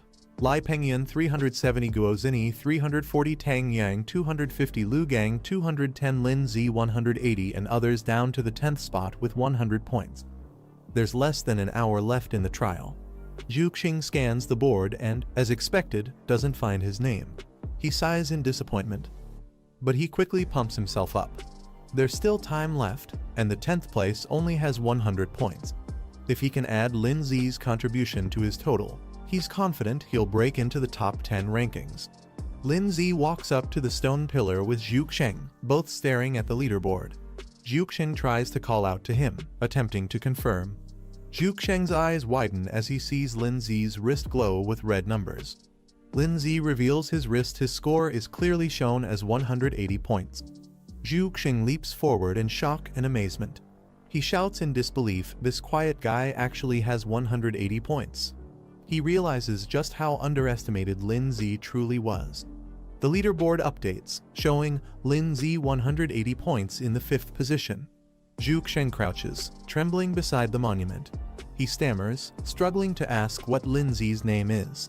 Lindsay coolly responds, stating his name without hesitation, Lindsay. Juxin freaks out completely. Pointing at Lindsay, he yells that Lindsay was pretending to be weak the whole time, while secretly being way ahead of him. Juxin finally realizes Lindsay's full strength. He had 2 pets all along, including the powerful ice-type girl. Zhu curses himself for not recognizing that Lin Zi was hiding his true abilities. Lin Zi calmly reminds Zhu Xing that if it weren't for his help, Zhu would have already been eliminated by the Golden Ant Beast. He demands Zhu to finally share the information he promised. Zhu Xing snaps in frustration, yelling that Lin Zi will never get what he wants. His face twists with rage as he launches forward, ordering his pet to attack. In a shocking betrayal, Zhu commands Big Mouth to devour Lin Zi completely. Lin Zi counters instantly. His ice-type pet and rock guardians spring into action. Snowball unleashes her true power. A majestic ice dragon forms in her hand. With a single cast, she freezes Big Mouth solid, shocking Zhu Xing, who watches helplessly as his strongest pet turns into a block of crystal. Zhu Xing collapses to the ground, trembling. Lin Zi, flanked by his powerful pets, towers over him. Lin Zi coolly approaches Zhu Xing, declaring that although his score isn't high, it's still equivalent to a rare third-rank beast, enough for him to take. Terrified, Zhu Xing begs for mercy, yelling that he'll talk, just don't hurt him. But Lin Zi changes his mind. With Snowball by his side, he calmly says he no longer cares what kind of soul technique others have, it makes no difference to him now. Zhu Xing freezes in confusion, struggling to understand what Lin Zi means. Lin Zi stands confidently before Zhu Xing, declaring that none of them are even close to being his match. Panicked, Zhu Xing screams out for Snow Girl and tries to command her. Suddenly, a sharp flash slices through the air too fast for him to react. A brutal strike lands directly in Zhu Xing's abdomen, blasting him back with blood spraying, his eyes wide in disbelief. Zhu Xing, heavily injured, mutters Lin Zi's name as Pengyan approaches with poison ivy by his side. Pengyan smirks, saying he's waited a long time for this moment, as his twisted pet beast snarls beside him. Zhu Xing yells out in panic, warning his boss that Lin Zi is dangerous and has a powerful ice pet beast. Lin Zi calmly stares forward, recognizing the new arrival. He notes that their unfinished business will now be settled. Pengyan turns away, dismissing the green beast and telling it to retreat. Zhu Xing laughs confidently. He proudly claims that even though he lost, his points were handed over to the boss. The poison ivy smirks and begins to vanish in a puff of smoke. Thick fog spreads around the area as the creature disappears completely. The leaderboard updates, showing Pengyan at the top with 430 points, while Lin Zi remains in 5th place. Pengyan steps forward confidently and demands that Lin Zi reveal his full strength. He wants to settle who truly deserves the top spot among beginners. Lin Zi calmly responds, saying he has no interest in such a title and is willing to let Pengyan have it. Pengyan smirks, interpreting Lin Zi's words as a sign of surrender. He bursts into mocking laughter, calling Lin Zi a coward. He declares his plan to eliminate all the top contenders: Guo Zinyi, Tan Yang, Lu Gang, and Guan Ning. With a twisted expression, Pengyan confesses he finds destroying others utterly thrilling. The thought alone excites him. He suddenly snaps to a realization: Guan Ning is nearby and the perfect next target. Lin Zi looks at the ranking screen and notices something alarming. He realizes Guan Ning, Guo Zinyi, and Tan Yang are all in the same area. He quickly deduces Guan Ning is in danger. Realizing the urgency, Lin Zi dashes off toward the east, aiming to protect Guan Ning. Pengyan mocks him for running and commands his pet beast to intercept Lin Zi. The poison ivy leaps high into the air, attempting to cut Lin Zi off mid-route. But before it can block him, the poison ivy attacks first, restraining Rock Beast tightly with its chains. The vine entangles Lin Zi mid-air, binding him tightly within its coils. Pengyan mocks him, claiming he's nothing more than an overrated name. He orders the poison ivy to drain Lin Zi's energy completely, warning him not to try escaping again. Lin Zi grits his teeth, cursing under his breath as his energy begins to flare. Pengyan arrogantly dismisses Lin Zi, unaware that Ice Queen is rapidly closing in behind him. He turns in shock, realizing her presence too late. In an instant, Ice Queen freezes him solid with a powerful burst of ice magic. The poison ivy halts its attack, stunned by its master's sudden incapacitation. The Ice Queen prepares another wave of sharp ice crystals. Rock Beast lunges and shatters the ice sculpture. Lin Zi calmly leans toward Ice Queen and reminds her, "I already told you." Without turning back, the trio Lin Zi, Ice Queen, and Rock Beast walk away. leaving the frozen Pengyun statue behind. The poison ivy writhes weakly on the ground, still clinging to life despite being frozen and shattered. A man approaches and observes the scene, surprised by the creature's resilience even after a brutal defeat. This man, identified as Lu Gang, grins confidently. He sees an opportunity, comparing the situation to hunters being hunted in turn. Lu Gang raises his hand, aiming for the frozen statue of Pengyun. He declares that the points are his now. Lu Gang summons his iron-armored dragon, a rank 2 stage 9 beast, and commands it to attack the frozen Lai Pengyun directly. Confident, Lu Gang mocks his opponent, saying even if pet beasts can be revived, the same can't be said for their master. The dragon beast shatters the ice statue with a powerful strike. Lu Gang smirks, believing this guarantees his first-place rank. However, as he checks his wrist, he's confused. His points remain unchanged, and he wonders aloud why they didn't increase. Lu Gang stands puzzled as he notices something strange. Despite his confident strike, the points haven't transferred and nearby. He turns around, suspicious, only to spot a vine creeping closer. Before he can react, the vine launches at him with fierce speed, stabbing directly into him in a surprise attack. Pengyun calmly walks up, explaining that there's no harm in revealing secrets to someone already eliminated, as Lu Gang is ensnared. He reveals his terrifying secret technique, mimicry synchronization, as his face shifts into a monster form. Lu Gang is caught off guard, trying to call his pet for help, but he's already being constricted tighter by the vine. The iron-armored dragon attempts to respond to the command, but it's too late. It's already entangled and pinned down by the vine beast.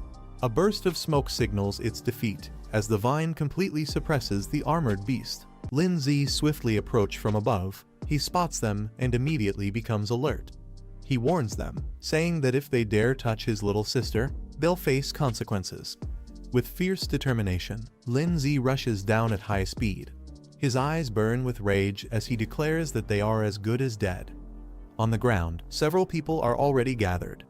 Lin Zi's sister is surrounded by creatures, including a beast, a dark spider, Xinyi and Tanyang standing guard. Suddenly, a small white dragon with horns appears. The screen displays its identity: Coiling Pattern Baby Dragon, Stage 2 Level 8, Dragon Type. Guan struggles to move, trapped within a water spell. She tries to break free but fails.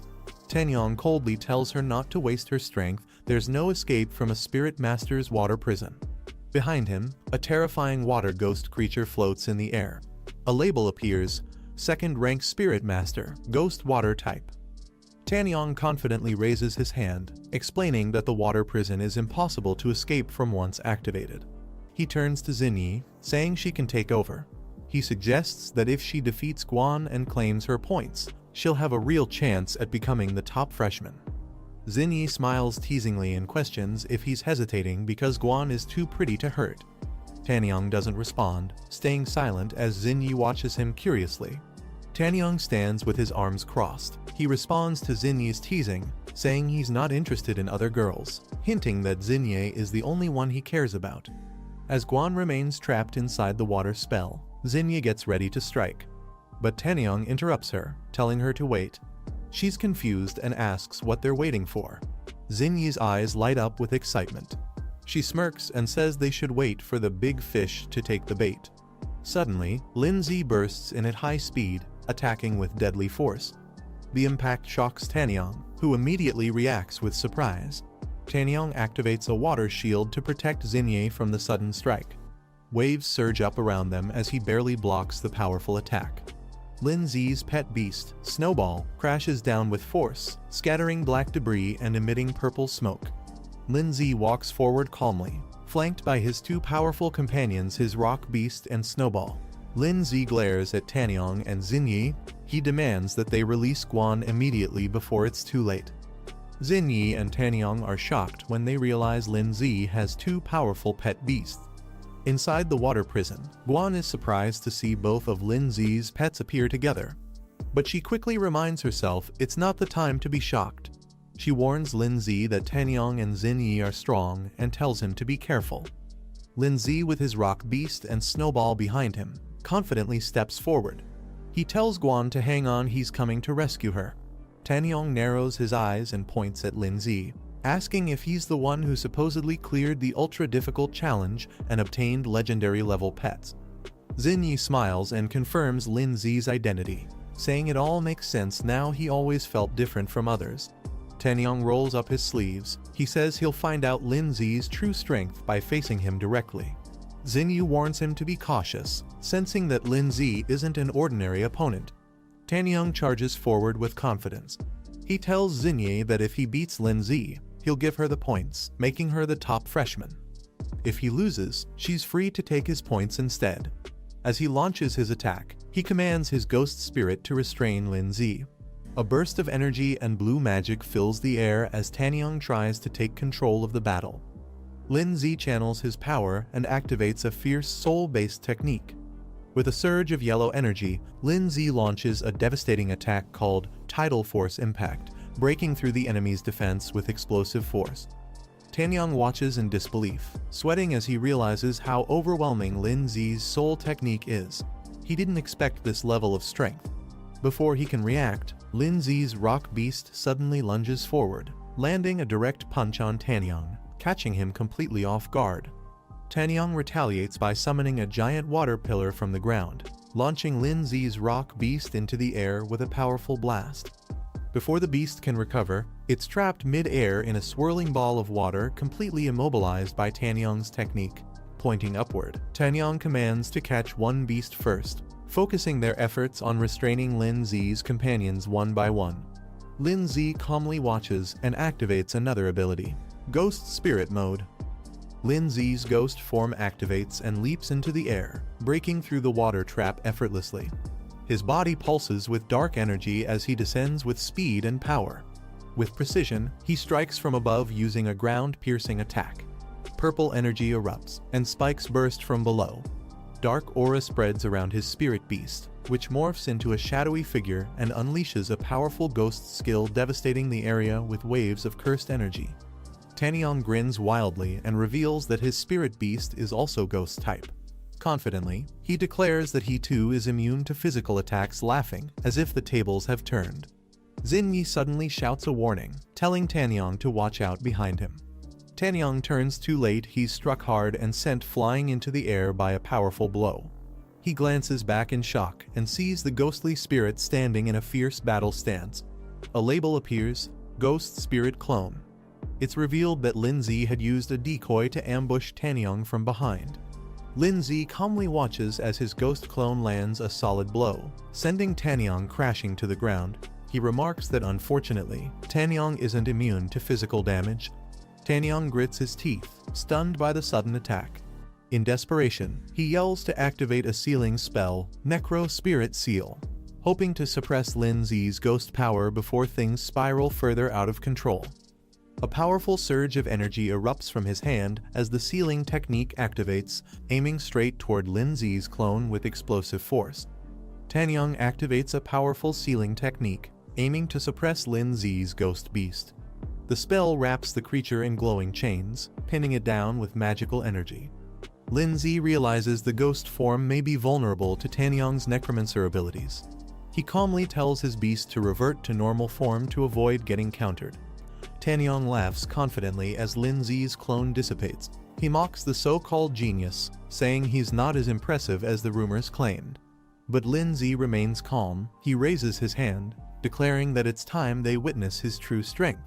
Lin Zi soars into the sky with a burst of blinding light. Xinyi watches in shock as the sheer intensity of his energy leaves her frozen in place. Tanyang clenches his fists, realizing the truth: Lin Zi is far beyond what they can handle. He admits that if things continue like this, they won't stand a chance. Xinyi's eyes widen with fear. Cold sweat drips down her face as she realizes the terrifying gap in strength. In her mind, there's no doubt now they're going to be completely crushed. Xinyi suddenly stops the fight, raising her hands and shouting for everyone to wait. Tanyang, standing behind her, looks ready to engage. She suggests maybe they should talk things over instead of fighting. Lin Zi responds calmly, questioning if she really wants to negotiate now. Xinyi explains that most of them have already secured top 10 ranks in the competition, so there's no point in continuing to fight. She adds that they'll all be classmates soon, so it's better not to create conflict. Lindsay silently agrees, signaling Snowball to stand down. Snowball backs off as they decide not to escalate the situation. Xinyi urgently shouts for Tanyang to stop and release the captured girl. She runs toward him as Guan remains trapped in a water prison, struggling to break free. Tanyang hesitates and thinks logically releasing Guan is safer since any alliance between their opponents would put them at a disadvantage. Xinyi insists he do as she says. Tanyang, though annoyed, agrees with a sigh and casts the spell to release the water prison. The water restraints explode with a splash, and Guan is finally freed, dropping to the ground with force as the spell breaks. Guan rushes into Lindsay's arms, thanking him for rescuing her. Lindsay reassures her that as long as he's around, no one can harm her. Lindsay then turns serious. He tells the others that although they were able to save his sister, their performance wasn't impressive enough to satisfy him. Furious, Tanyang's eyes glow red with rage. He yells that he won't forgive Lindsay and charges to fight, while shouting at Xinyi to get to safety. Xinyi suddenly raises her hand, surprising everyone. She confidently claims that she has a solution. Lindsay looks at her with confusion, unsure what she means. With determination, Xinyi announces that she can use her perception ability to help awaken someone's unique soul skill. Standing with Lindsay, Snowball, and Guan, he admits that her proposal isn't bad, it might just work. Tanyang angrily calls out to Xinyi, trying to stop her. He insists there's no need to help Lindsay, calling him an annoying brat. Shocked, Tanyang watches as Xinyi silently ignores him and walks forward with determination. He begins to suspect that Xinyi may truly care about Lindsay. With power surging around her, Xinyi stands confidently, shouting Lindsay's name as she prepares to activate her special ability. Suddenly, a voice interrupts and a hand is raised. Another person steps in, apologizing for being late and says they want to join in too. Pengyun appears in the distance with a powerful aura, surprising everyone. One of the students shouts in disbelief, realizing Pengyun is still alive. With a confident smirk, Pengyun says he's glad everyone is gathered here, it saves him the trouble of hunting them down one by one. Tanyang grits his teeth and clenches his fist in frustration. He didn't expect another strong enemy to show up, calling the situation truly annoying. Meanwhile, Xinyi suggests a strategy to Lindsay and the others. If they join forces, they might be able to defeat Pengyun and take the number 1 spot. Lindsay senses the atmosphere, things are getting chaotic, and he realizes that the situation is no longer under control. A countdown timer appears, only 10 seconds left. From a control room, the instructor observes the students through a crystal projection. He notes that he'd like to retain these promising freshmen, but if they really start fighting, valuable talent could be lost. He turns to the group behind him and instructs them to act. He's only giving them 10 minutes to calm the students down and restore order. Tanyang questions Xinyi, surprised that she would genuinely want to help Lindsay. He suggests using Pengyun to suppress Lindsay instead and take advantage of the situation together. Xinyi apologizes and firmly declares that she truly wants to help Lindsay. Lindsay and Guan watch silently in the background. Tanyang is stunned. His mind spirals into shock, misinterpreting her actions as her falling in love with Lindsay. Furious and heartbroken, Tanyang screams in rage and vows to defeat both of them with his own hands. Pengyun, excited and ready for battle, invites everyone to attack him at once. But suddenly, a powerful voice commands him to stop. Everyone is stunned as they're told the competition is over, they've all been accepted. However, a special challenge has been arranged just for them. A glowing portal appears, and one by one, figures begin stepping through it. A group of elite second-year students emerges. The instructor explains that these are the academy's top-ranked students, and the new recruits must fight them. Winning grants glory. Losing means their names will be erased from the records. Guan protesting that the matchup is unfair. As freshmen, they haven't even settled into the first year, yet how could they possibly win against experienced second years? Tanyang and the others agree. They've already been through multiple battles and their spirit beasts are exhausted, making it hard to continue. Lindsay steps forward with a calm smile and simply says, "Let's go." Pengyun watches from afar, commenting that it's unfortunate. But since they couldn't eliminate the new students, they'll now be schoolmates and there will be plenty of chances to compete again in the future. An angry second-year student yells at the group, demanding they first pass the upperclassmen's test before celebrating.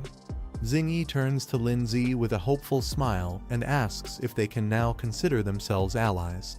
She looks at him with admiration, while Lindsay responds with a confident but unreadable glance. Guan, visibly flustered, pouts and complains that Lindsay hasn't answered her yet, annoyed at being left out of the moment. This is the end of the video. If you guys want to see the next part, then don't forget to subscribe and like the video.